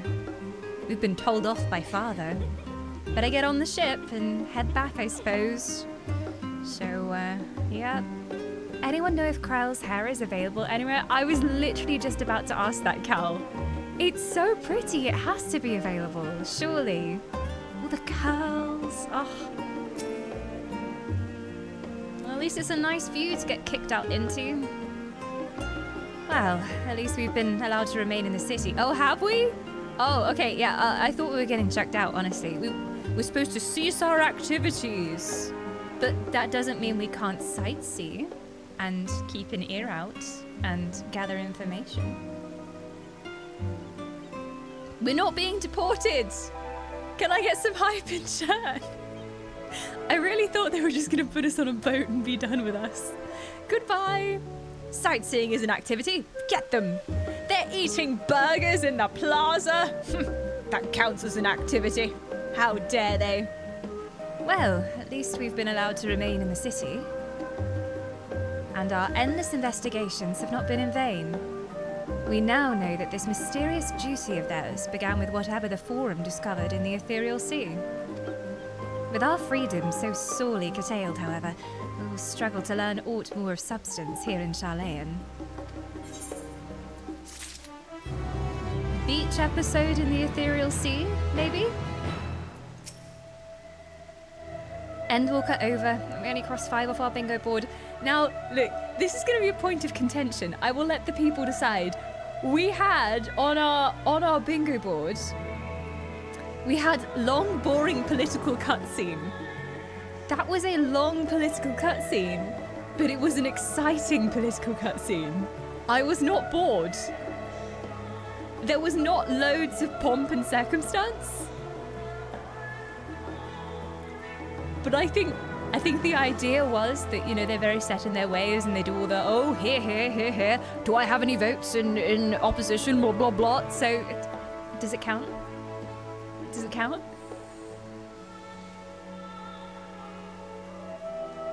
Unlike the Charlayans, we run a democracy here. I wasn't bored, but that's because it's the first time I've seen it. So, yeah, I feel like it needs to be one of those meetings where they're like, we've moved troops to the southern side of the mountains, but as of yet, we have no way of tunneling through. And over in the east, we've procured the necessary supplies. Like, it has to be one of those cutscenes that you see all the time in the MSQ, where they're like standing over a battle map and they're all like, I thoroughly disagree. I think the ships would be best sailing westward. No, but to the east lies the great dragon nest. Sometimes they just like go on in those scenes. So I'll hold out for one of those.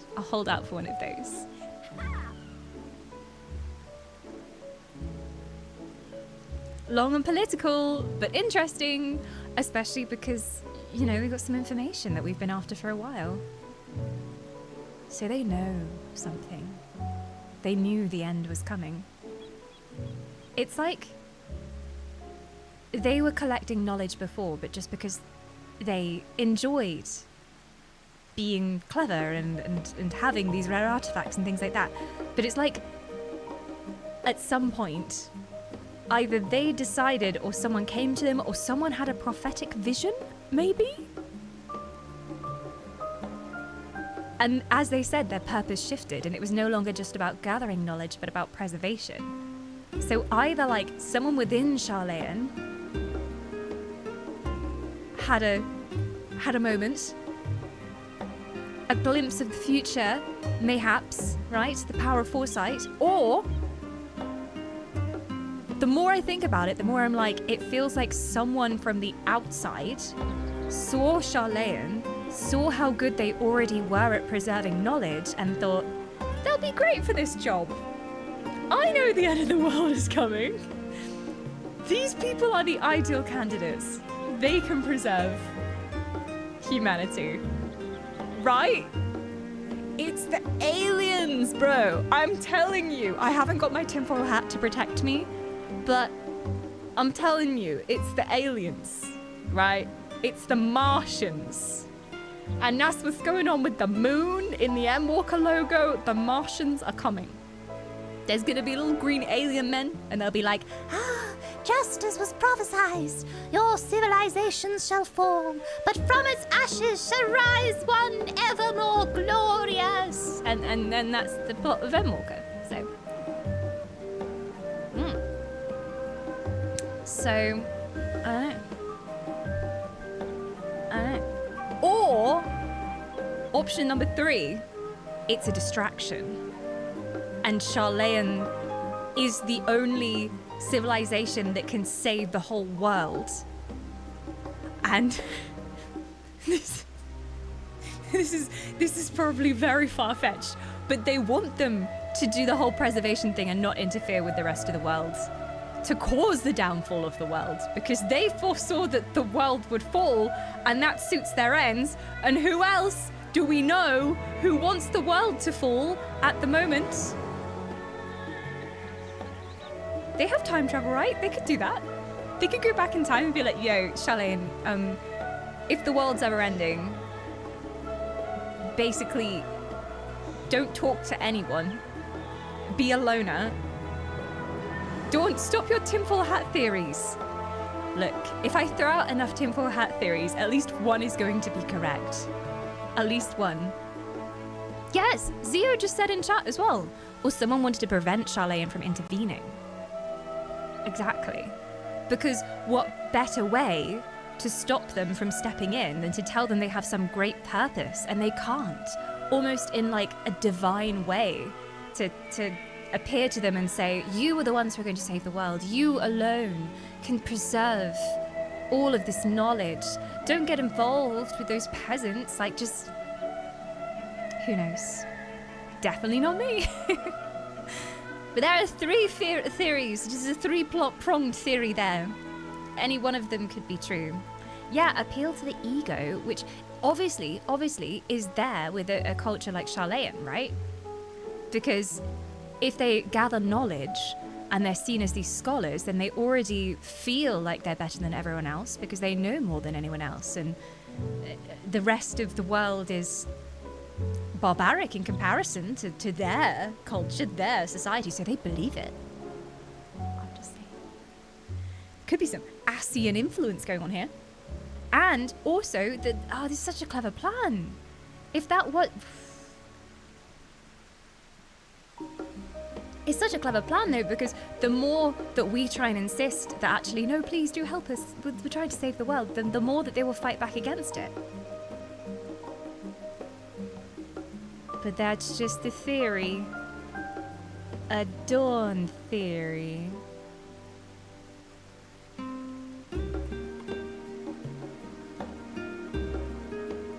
Anyway, sorry, Graha. Sorry, I had a moment. I apologize for the trouble I've caused you. I was pondering the significance of what I'd just read as we left the restricted section. And knocked over the security mallet on my way out. I promise to be more vigilant next time. Great. I thought you were going to be a stealthy cat. You can get Krell's outfit in the shop with the cat ears and the hood, but not her hairstyle? No! Surely they'll release it at some point. It's like printing money. Just release it. Just release it.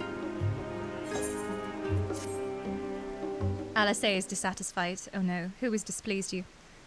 I was really surprised though at how chill Daddy Lavelier was. 'Cause I thought he'd be in a spitting, blinding rage if he found them interfering like that, but he was actually very measured and very calm, and it wasn't just for show. It was almost like this time at least, he didn't want to reprimand them. Hello, Mog. What do you think? What's your leading theory about Sharlayan? Oh, interesting. Sharlayan are hoarding the treats away from the rest of civilization. That's a new one. Thank you. The overall picture has grown clearer, yes, but that's in spite of the Forum being so maddeningly vague about this duty of theirs. Why are they so reluctant to explain their actions in plain words? Survival, come what may. Is Father's work so vital that it takes precedent over his own family?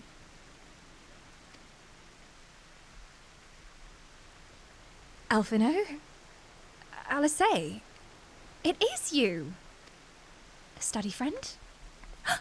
Hello? It's question mark, question mark, question mark, my best friend from when I was back in school! Hi there. When I heard you'd been dragged before the Forum, I came as swiftly as I could.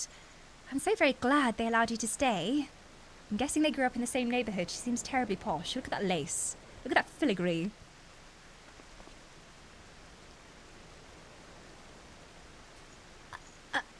Mother? What?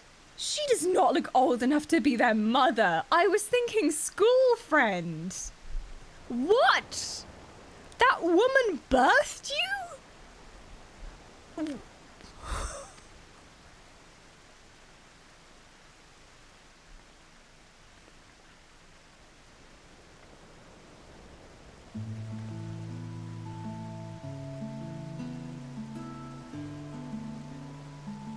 Ameliance Lavelier, at your service. Mummy? Mummy?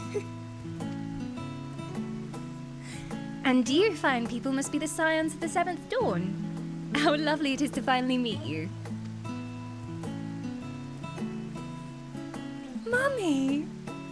Can't you tell from the hair? I mean, I thought maybe a cousin, at least. Mother? Mother, please. We don't wish to make things difficult for you. If word reaches Father that we were here... How bothered that? Am I to be chastised for speaking with my own children? I'm well aware that you and Master Fortuneau are not on the best terms at the moment, but I've been absolutely desperate to see my darlings again. She's exactly how I thought she'd be. I was like, she's gonna be the loving mummy who is the exact opposite of their father. You will come by the house, won't you? I have gifts waiting. The timing couldn't be better. As matters stand, we shan't be going anywhere until we discuss matters with Thancred's group and reconsider our options. Go, visit your home. We'll be back at the annex when you're ready to rejoin us. Can I come? Can I come? I really want to go in there. They wouldn't let me in there last time. I'm not sure we... Astariel, what do you think? Astariel? The Astariel Whisper? What a splendid day this has turned out to be. Champion of Eorzea, I insist that you join us. For tea?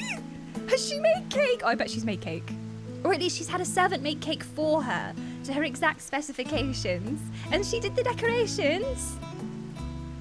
I still can't believe Mummy. You can see the similarity with these two. The noses are a bit different, but the eyes, especially in the lips, my God. I was thinking when she walked up, I was like, oh, I don't think I've seen that Alison face before, because they use standard faces for most of the side characters. I was like, oh, that's interesting. Maybe it's just the makeup is different, but she has a custom face. For obvious reasons. Well, let's just say our bingo square is thoroughly ticked off. On our bingo, we did have Alfie/Alice's mum is hot. You know, I wouldn't call her hot, per se. I would call her graceful, charming, elegant. But she is a mummy. I would say hotness is in the eye of the beholder. Cute, graceful, splendid. A true lady, a true lady. Someone more crass and coarse might call it hot, though, I guess.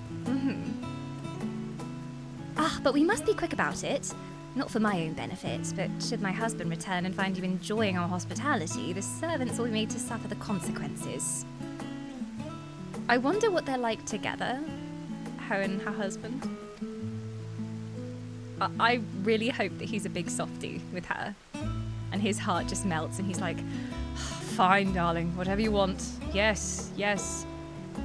Yes, the garden party, whatever, yes. I'll get them to bring in the special flower wreaths.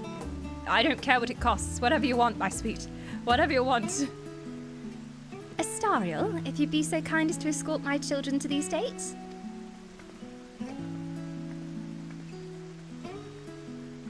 And then she was gone. And with her, any opportunity to protest. I think she's a bit of a helicopter parent, maybe. Indeed. The matter is settled. Enjoy yourselves, you three. Oh, I will. There's gonna be tea. There's gonna be cake. There's gonna be mummy. So, tell me about your mother. What's your relationship like? This is like a therapy session now. I'm sure Alphino thinks nothing of it. He invited classmates over all the time. But I wasn't the most... It was a different time for me, all right? Did you have an emo phase? Is that what you're saying? She didn't have friends. She was a loner. I apologise. My mother is not one to take no for an answer. Still, I am glad, relieved even, to see her in such high spirits. What say you, Astariel? Though it seems we shall have little enough time to enjoy it, will you accompany us on a visit to our home? Oh, certainly. I assume the guest bedroom is already made up? Has your mother already bought me a pony? I did put a request in. Fine. If we're going, then let's get it over with. But be sure to stay in the entrance hall. No peeking into our private chambers, thank you very much. Well, I'm definitely peeking. You can't stop me. Why ever not? Your room was always perfectly neat and tidy. Everyone has things that they'd rather keep to themselves, don't they? Cherished mementos you couldn't bring yourself to throw away. Childhood toys. She was a horse girl, 100% horse girl. She's got like horse plushies lining the walls. I mean, never mind. The Lavelia estate is that way, straight down the stairs. Come on. I bet she was like such a girly girl and she's really embarrassed about it. Oh, she's got like dollies. She's got a creepy doll collection. I wouldn't even be surprised with like little lacy dresses and everything. Either that or a wall of Furbies. Oh, I can see the Furbies, yeah.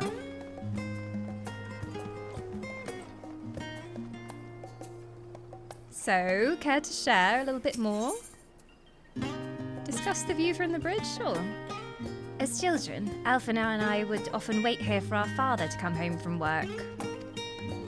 Must have been a day when his meetings ran long, because I remember growing restless and leaning out over the railing to watch the water rush by. Father, of course, arrived at that exact moment. Came pounding down the path in a panic, crying out my name. Oh no. When Alice and I were little, this bridge was as far as we were permitted to wander alone. I say alone, but my mother or a servant was always somewhere nearby, keeping a watchful eye. And now look at us, travelling to different countries, different worlds even. They were somewhat mollycoddled as children, I think. I'm surprised they were allowed to leave. That must have taken a lot of convincing. Emilions, hello. Where are your servants? I expected several attendings with you. And here you are at last. Please, do come in. Oh, we're definitely having tea and scones. You have a beautiful home, Emilions. Thank you so for inviting me over. Oh, are these your staff? Wonderful. My lady. I shan't bother to learn their names. I shall call them all Geoffrey. Or Doug. That fits.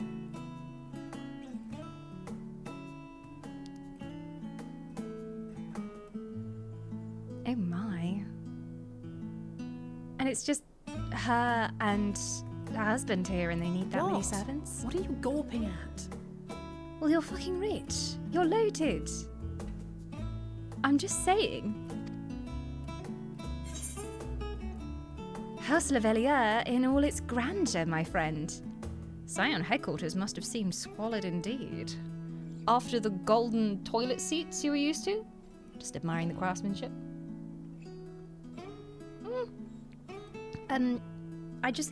Yeah, in comparison, we lived in a real shithole.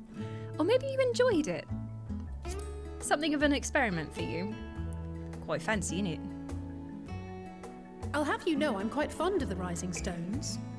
Yeah, but surely the beds aren't as comfortable as home.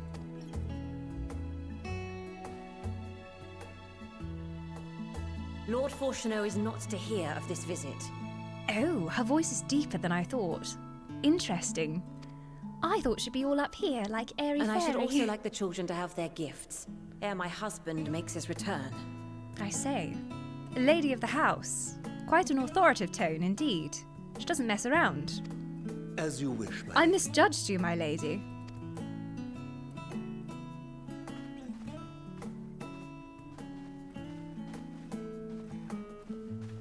Off they go to their various duties. Master Alphino, Mistress Alice, if you'd accompany me upstairs.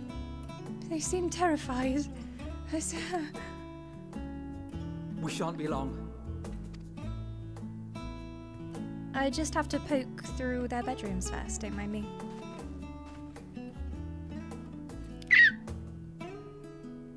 I do apologise. I have a terrible habit of hiccuping in the most unlikely of The twins situations. have been sending letters home from time to time, recounting their latest adventures. I am sure they withhold certain details, of course, if only to keep me from worrying. Oh, everyone almost died. It was a terribly sordid business. Yet a mother worries all the same. In the early days especially, I tried to support them as best I could, sending the Scion's coin and other such donations. Aww. Fortunately, they have found the strength to overcome adversity time and time again. Their words grow more confident with every letter, their depictions more vivid. Yes, especially Alphino has really come on in the last few years. He's found his confidence, he's acknowledged his character flaws. I'm terribly proud of him, I really am. It's like he's my own son at this point. We've seen such things together. I am very, very proud of him indeed. He's lovely, lovely boy. You did well raising him. There's a more care. She's come to see Mother. The triumphs and defeats, the joys and sorrows. 'Tis clear that they have come to find value in every experience. But of those they treasure most, it would seem that meeting you might be the most impactful.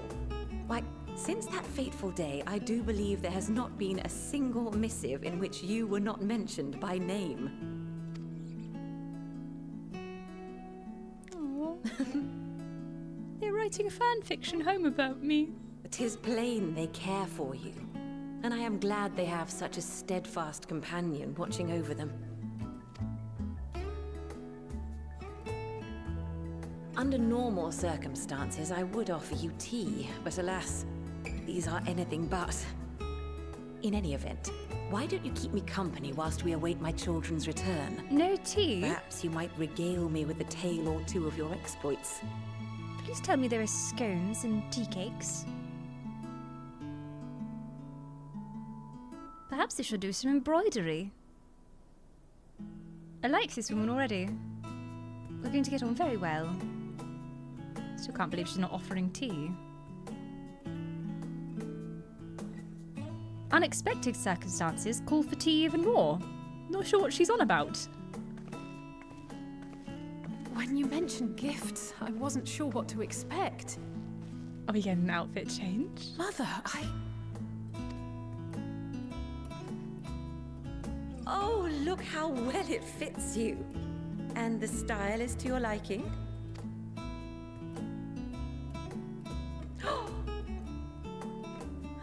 It's perfect. Exactly what I would have chosen.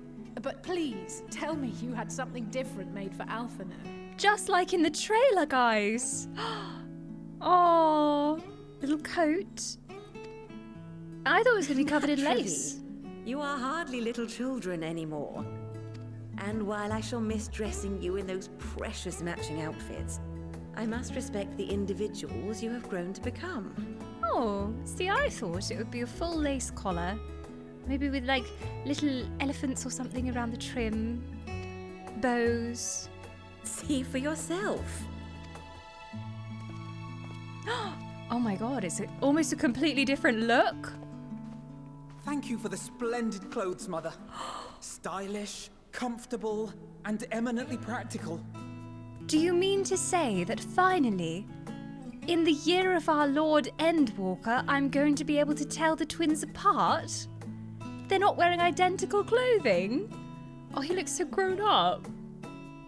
He looks all grown up. Look at his little shoulder pads and the billowing.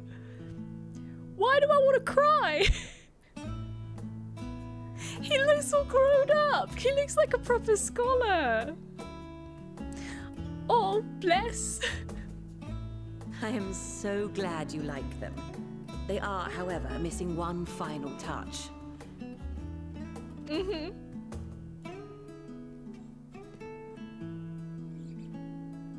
If you'd allow me, Master Alphino.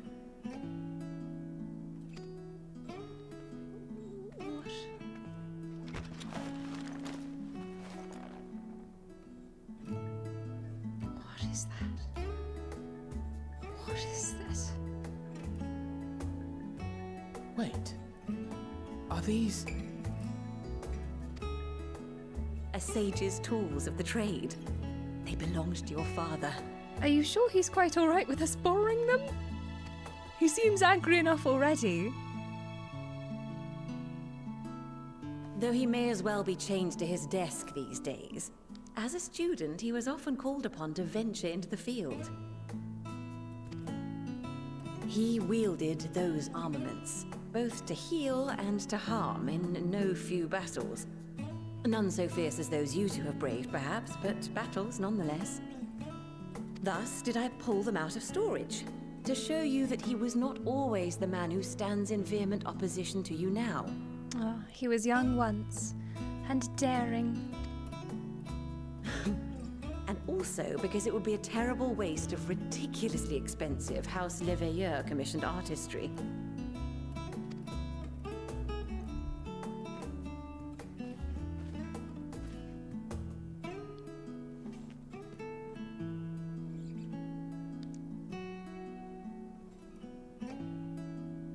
I am told these devices are quite difficult to master. But someone of your extensive experience should soon have them darting about with grace and aplomb. Indeed. I like how she must know them so well, because the outfits are so different, but they're so very them, in all the ways. Like, Alice's, even though it's very practical, it's got like a little frilling on the back, so there's still like a touch of girliness in there as well. May the wisdom in that crystal serve you well. And please, try to find common ground with your father, that you might come and go without need for this awful subterfuge. It's a jobstone. We will, Mother. I promise. My final gifts to you, before you run off, are an observation and a suggestion. Yes? Firstly, Fortuno has ever been a serious man, but it was only after you were born that he truly lost himself in his work. I wonder if he himself has daddy issues. And maybe he struggled with the idea of being a father. I thought he wasn't going to be a good father. I may not know the Forum's inner workings, but I know your father's. The timing of that change in him holds some significance. Secondly, do not seek to best your father with words. Slap him in the face Far better that you instead. simply show him. Let him discover the merit of your actions, after they cannot be undone. Ah, ask not for permission, merely for forgiveness, you say, Mother. Indeed, we will keep it in mind.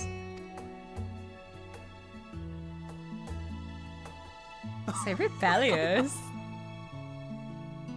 Oh, Mother. Oh, give her a hug. Give the woman a hug. We shall take your wisdom to heart. Thank you again for these gifts, and farewell for now. They have not hugged her this whole time, I've just realised. Like, when they first saw her, they weren't like, Mother! And then went to embrace her. They were like, oh, Mother, what are you doing here? Give the woman a hug. She clearly loves you. Cherishes you. Safe travels, my children. Eat well, stay warm, and keep your friends close. They're very formal, indeed. A handshake, mayhaps? Little... We could cross pinkies for a while? No? Okay, goodbye. Farewell, my offspring. Farewell. They're not babies anymore, Dawn. I enjoy a spirited handshake with my mother from time to time. Often we wave to each other in a gesture of goodwill. Yes. Also, have you seen the situation that's unfolding down here? Have you seen this? What is this position? How is she comfy? I don't understand. She's incredibly comfy. The belly was offered in the middle of the cutscene as an attempt to distract me. Oh, Moogle. Oh, Moogle, Moogle, Moo. My sweet bean. Look at these chocolate toe beans just here. Look at that. Delicious chocolate toe beans. Welcome anyone who joined during that cutscene. Oh, that was glorious. I'm glad we got to see the inner workings of the family. She's exactly what I expected her to be.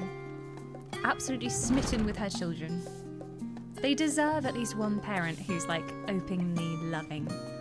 I want to go in their bedroom though. They said not to, so let me in. Hello, sorry to bother you, Doug.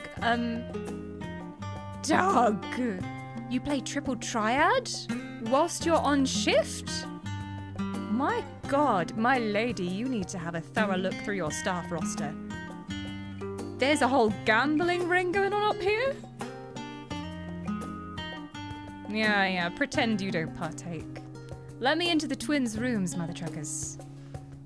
Oh my God, imagine if like one twins' room is here and then the other twins' room is on the other side. They have a wing each. Let me in. I want to go through Alice's stuff. She said specifically not to, so... Excuse me? Automatically open French doors onto one's balcony. How does it feel to live my dream? They're just down there, wondering if I'm ever coming out of here. The answer is no. I will be perving around as much as I can. Have you done any of the gathering and crafting classes? Nope, I have not touched any crafting at all. I have just played Red Mage. So that's an adventure for my future.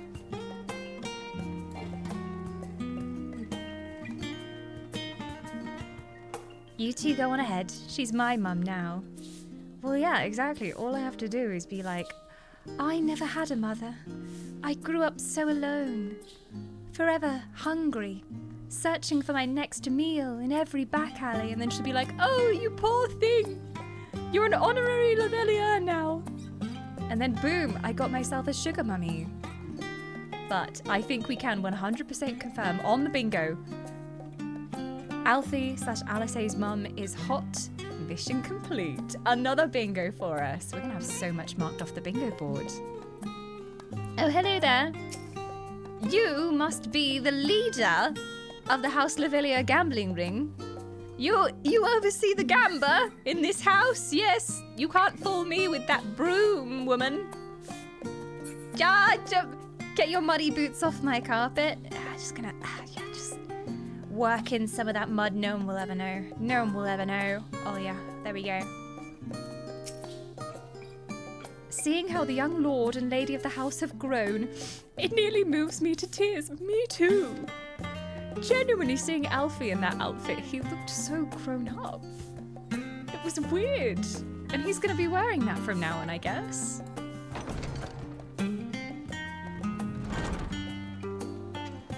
Alice less so. I was like, okay, yeah, that fits. That like tracks is what she's worn so far.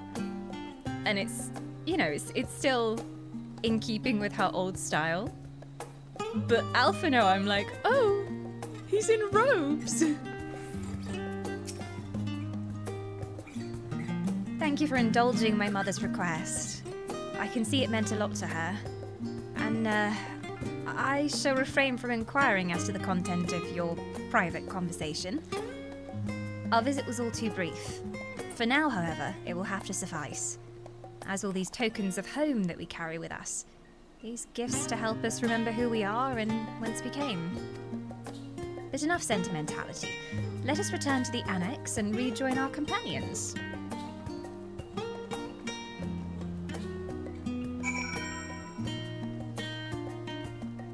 Plot twist, their wealth is visaed and they actually live in a hangar with a balcony. Wait, what? They live outside? This isn't their house at all. It's all a lie. It's all a ruse. How do you think they got so wealthy? True, true. It's all the gamba. Emiliance is voiced by Gemma Whalen, who has done multiple voices in the game, going back as far as Heavensward. But interestingly enough, she also voices a character in Elden Ring, as does Anthony Howell, who voices Fortuno. I was thinking especially her voice seemed familiar. Fortuno, like every time he's on screen, I'm like, can you stop having such a beautifully attractive voice? Like, I'm supposed to not like you. Please stop. I do love his voice. I love finding out that Jonathan Bailey voices Graha. I know! That was a revelation for me, and I was like, wait, the guy from Bridgerton? What? Excuse me? Oh, do I have a visitor's pass now? Can I come and go freely as I like? I still feel like there was more snooping to do that. Like, telling us about their bedrooms suggested the existence of the bedrooms, which suggested that I can break in and be a nosy bastard. But none of the doors were opening. I'm not against jumping over the railings at the back to snoop, but we know their rooms are upstairs because the doors, they went upstairs for that cutscene, so I think it's a no-go. At least for now. Gemma Whalen was Theon's sister in Game of Thrones too. Wait, that woman? Wait, seafaring lady? piratey captain lady? That lady? Really? Seriously? Damn. She's got range.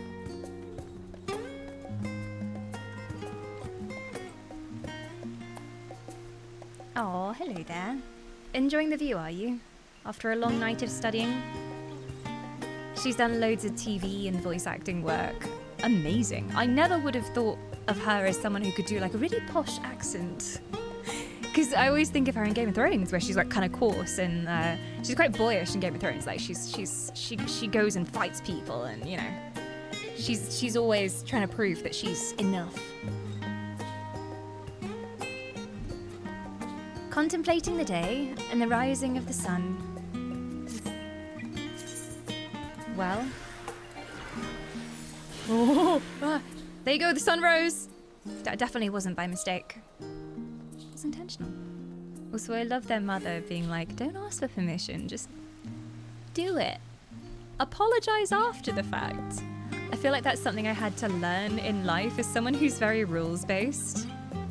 I was always like, I can't do that, that's against the rules. Or like, oh, we should probably ask for permission before we do this thing. And then you slowly learn, oh, actually, no, sometimes it's better to just do the thing. And then be like, oh, sorry, afterwards. Depends how big the thing you're trying to do is and how possibly problematic the thing you're trying to do is. But like, sometimes it's the way to go, especially if you're dealing with like a bunch of rules and regulations where you're like, okay, I could ask and get like an official writ to be allowed to do this thing, or I could just do the thing. Rule schmools, basically, in summary, rule schmools. Don't use an aetheryte, but it's so pretty. I especially really love the nighttime environment. Plus, I'm trying to get my steps in for the day.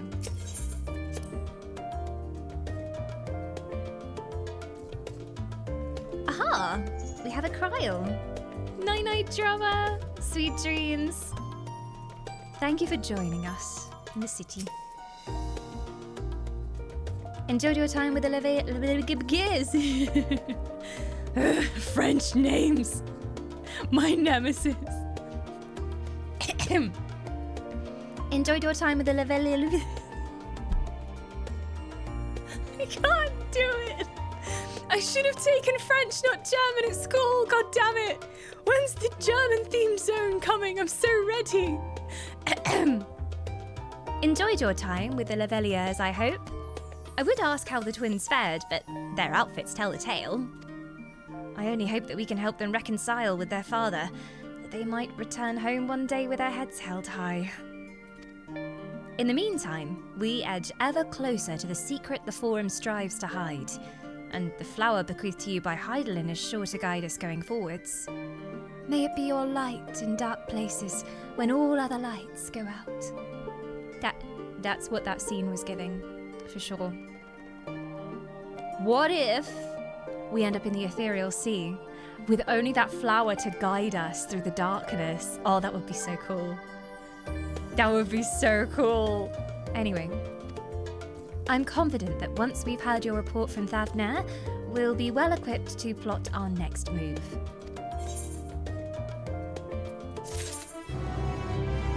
There we go. I am toying with the idea of ending here for tonight because we have even more Endwalker tomorrow night. We've got double Endwalker, our very first Charlayan Saturday happening tomorrow night as well. So it will be more MSQ. For a long time, I've wanted to do 2 Final Fantasy days in the schedule, like set Final Fantasy days. And I think, at least for now, it's going to be FFXIV Friday and Charlayan Saturday, so that we always have back-to-back story. It'll be good because it means that we remember what happened the previous night, and it's still fresh in the memory. So I think this would be a good place to leave things for now, but tomorrow, the story continues. Dormisper will return in Endwalker. I need the Hildebrand theme just on a button so I can play it whenever. Could even have MSQ Monday. MSQ Monday was suggested, but I feel like I always am a husk of a woman, but I'm especially a husk of a woman on a Monday, because Monday is like my admin day when I just dress fully in comfy clothing and sit there at the computer and I'm like, I guess I'll answer some emails. That's usually my Monday after Sunday. But yeah, MSQ Monday works too. In fact, we may alternate between Chalet and Saturday and MSQ Monday, depending on what's going on, because you never know what's going to happen on the weekend days, so it could be. Is that decision final or fantasy? Who knows? Time will tell. But we will leave things there for now, but we'll see you all tomorrow, all of the crew. And hey, this might be my long, boring political cutscene, because we're going to explain the findings of our travels with the boys to Kryl. So we'll see. But Humes, we do not simply end a stream. Do come and join us on an elven raid. We have a raid command, which is do not fear, the elves are here. And we send everyone over to another channel that's currently live on Twitch. We've had some amazing raids today, so it'd be cool to send everyone off somewhere else. So do join us. For anyone who's brand new to the stream and wants to catch up on VODs, I have all of my adventures of, I think it's from Heavensward onwards, over on Domus for VODs on YouTube. The Endwalker ones will take a little bit longer to get on there because I've still got to render them, but they will be going on YouTube if you ever want to see it right from the very beginning. And there are so many hundreds of hours of Final Fantasy VODs over there. If you need some more elf in your life. Who would want elf in their life? Ugh, disgusting. Let's see who's live right now. If you happen to have 50,000 channel points, you know what to do. You can guide the raid to anywhere of your choosing, but otherwise, I get to pick where we're going. What is everybody up to today? Okay. Some fun stuff going on. Some games I haven't seen as well. Some cool, like, indie games. Well, I feel like since it's a Final Fantasy day, we have to raid into the one streamer I know who is absolutely feral for Final Fantasy, but a lover of all the MMOs. You know who I'm going to say, the lovely Rukuri. Rook is also currently in Final Fantasy D&D campaign as well, which looks really, really cool. So if you like D&D and you like Final Fantasy, definitely go give that a watch. It's on my watch list. I need to catch up. But playing some Guild Wars 2 right now. Another one of my older loves, Guild Wars 2. But Rook's fantastic. If you don't already know Rook, you should. Massive Final Fantasy fan. Alright, I will lead the charge. But until tomorrow, have a wonderful rest of your evening. And as always, kindest regards from your Elven Queen.